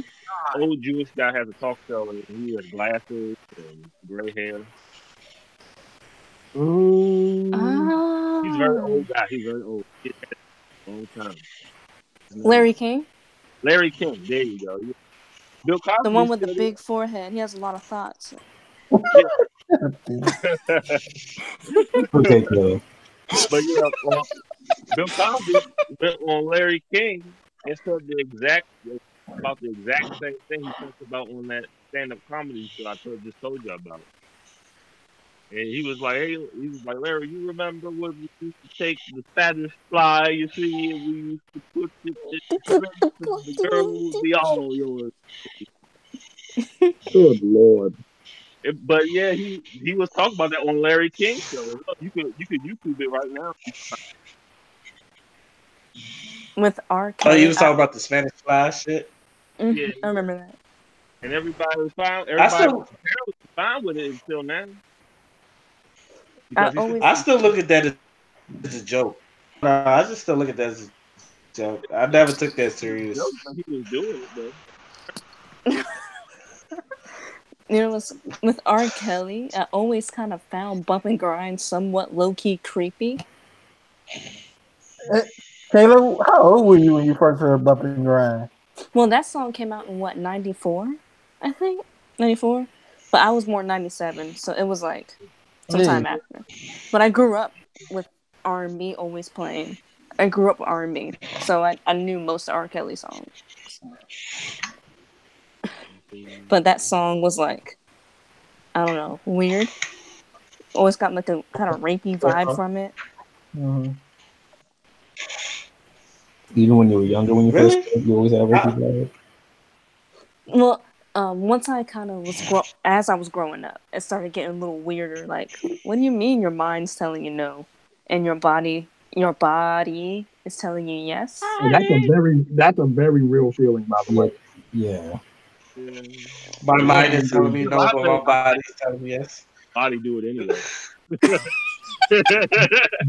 That line right there is every little boy in the church community that's about to masturbate. My mind's telling me I mean, that's how babies get made. Yeah. Turn on the I couch. mean, Honestly, that's how like you ever seen the Wood when they was like betting to grab a button and all that other stuff? And all Yeah. that, like you know it's wrong, but you down to do it anyway. Yeah. That's when you got pastry cake on the diet. Your mind telling you no. But your body telling you, yeah, I want that pastry.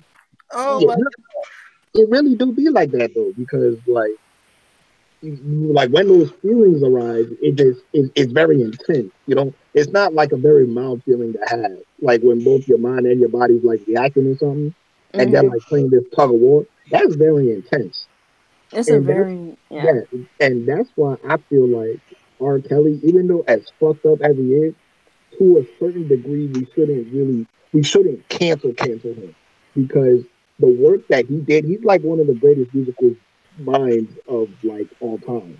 Like I'll give him his credit for talent. yeah, Yeah, like definitely. we I have to grew we up with have his to music. I grew up. we have to give him his credit because it means that even though this person was very sick and did a lot of shit that we don't condone, there was there was something real about his music.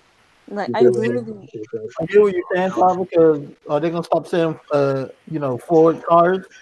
Because I heard that Ford was the biggest racist of all time. Oh, Uh, Henry Ford. I believe it. shit, Mm-hmm. Walt Disney. Walt Disney hated Jewish people. Like Every time I think of Walt Disney, I think of him hating Jews. I don't know why. It's just I always have a feeling that someone asking Walt Disney, "Was Snow White Jewish?" He's like, "No, stupid, she wasn't." Man, it, it's weird because like you hear those stories about Disney, and then like I had to take a whole history of animation class and Yeah. actually to look into like the actual context of a lot of Disney stuff. Kayla has a story of Oh, Dr. You Seuss. talking in third person now, Kayla? I always do. all right. You and Simba, y'all be doing that shit.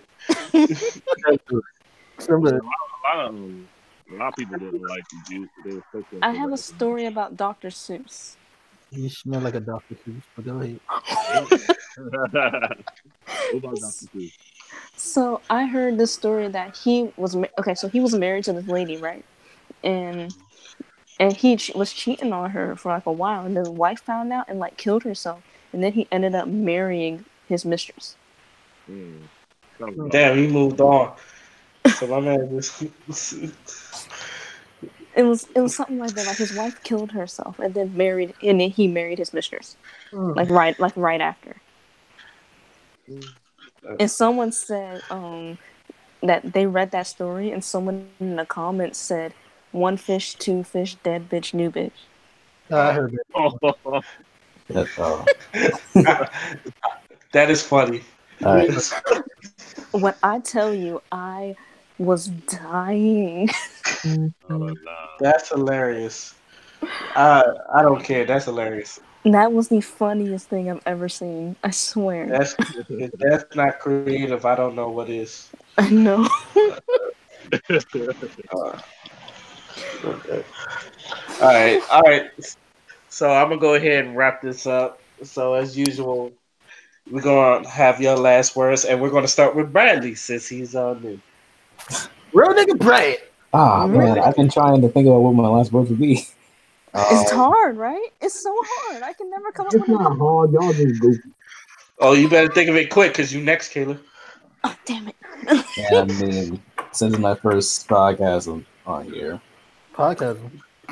Oh wait, wow. Excuse me. I'm looking at other stuff right now too because I have to take care of other things.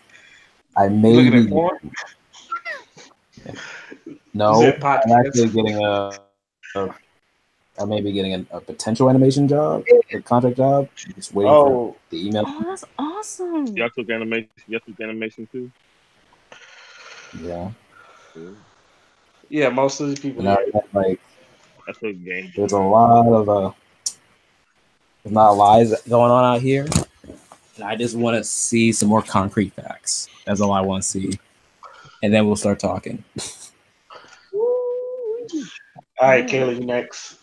Shit. I wasn't here for most of the podcast because I fell asleep. But Oh, sleepyhead ass. You can talk about yes. You can talk about yes, Jules, if you want to. That could be your last words. Yes, Jules is like literally a human form of AIDS. I can't stand Yes, Jules. She is a cultural appropriating, ugly bitch. You feel good about yourself now? Yeah. Like people want to talk about.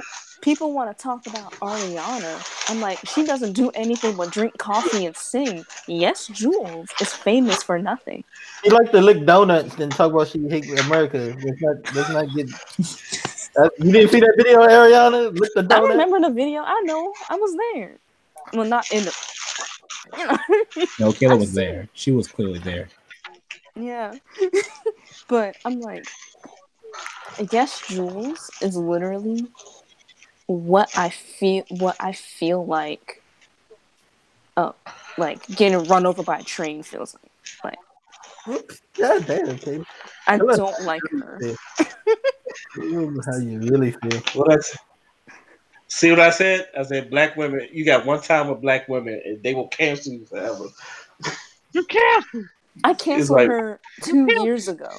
I canceled her 2 years ago because of that shirt. I'm like, oh. See, the niggas lie a lot shirt? Mm-hmm. Okay. I'm like, 1, stop. And 2, go away forever. Those braids, you have no edges. Your head shaped like an egg. Kayla going in. I've never seen she go in so hard. Her head is shaped like a dead rose. I don't know what the hell's going on with her. I can't. She makes me want to throw a brick at her face. Like, she's bringing out the ultraviolet. She's literally how it feels to watch Dragon Ball Evolution. Like on the inside. That's the best movie in the world. That's one of the worst. Nothing says hatred like High School Goku. The only thing that's better is the Fist of the North Star live action movie. Oh my god. You are already dead. The disappointment I feel when I see her is the disappointment I felt when Green Book won Best Picture. Oh no. Oh.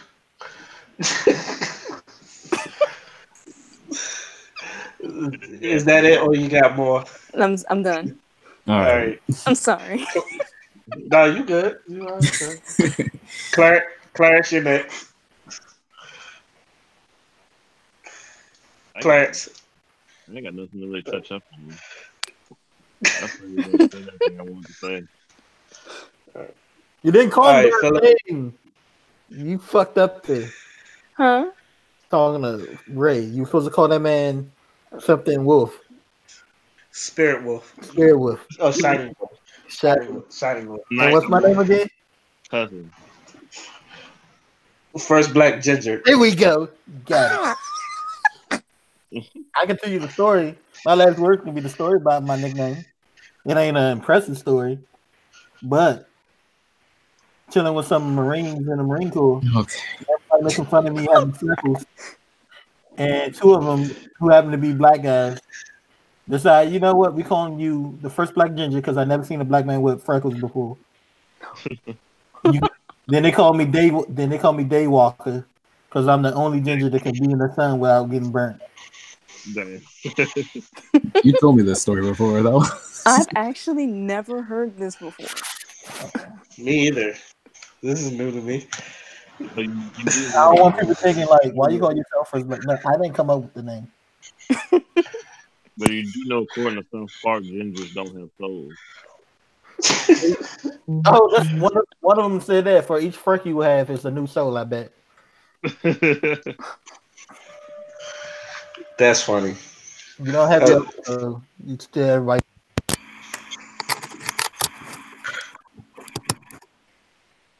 Okay. What the hell was that? I don't know, but it hurt my ear. Yeah, All right, What was that? Father. Um, hell is hot, just like Demi Lovato's spoon. I'm out. Stop. She She's actually thought it, angry. guys. She bought a whole bunch of mugs. Yo, someone Oh. showed a picture of her and said, I sucked the heroin out of her pussy. What? Yo, dudes be wildin'. Oh no, no, there was one on Twitter that was like, "I'll boil." He's like, "I'll boil your ass like an egg and suck all the yolk out." Oh my god. Yo, for real? Nah, Oh my the god. the equivalent of that is like someone showed me a picture of Remy Ma, and the comments under there was like, "I sucked the prison food out of her ass." Alright. Yo, dudes is wild. Yo, people are We are wild. horny out here. Oh All my right. god. All right. All I gotta say is, in 2 weeks, Walking Dead, the final episode is finally coming out, No, for real? and Wait. yes, The show's uh, ending? the video game, the Walking Dead video That's game. right. That's what I was saying. Like, I know not the Oh, show, so the but the Telltale. so the so the Yeah, show's still on TV. I guess.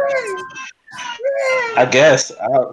I know they having a little war between Negan and whatever the fuck. That show needs to end But just like Supernatural. yeah, but that's why I like Telltale's The Walking Game, and that's ending. And Clementine is the top three female protagonists of all time. That's just my opinion, and that's how much I love Clementine. And I can't wait for that final episode so I can figure out what happened. True. Also, shout out to the rap group Dunbar that shouted me out on their Instagram page. That's awesome. I saw that. Yeah, yeah, Like, I was psyched. I'm not gonna lie, Yeah, I I was was psyched. like too. Yeah, check out if anybody's watching. Check out Narcotics. Narcotics is a great album by Dunbar. It's real good. Listen, but other than that, I would like to thank everybody that came on the show. This is I'm gonna end it here. This is, you know what? Let me just say podcast, and I'm signing out. Bye. See? All right, bye everybody. But also shout out to my man Stuart that was watching the show.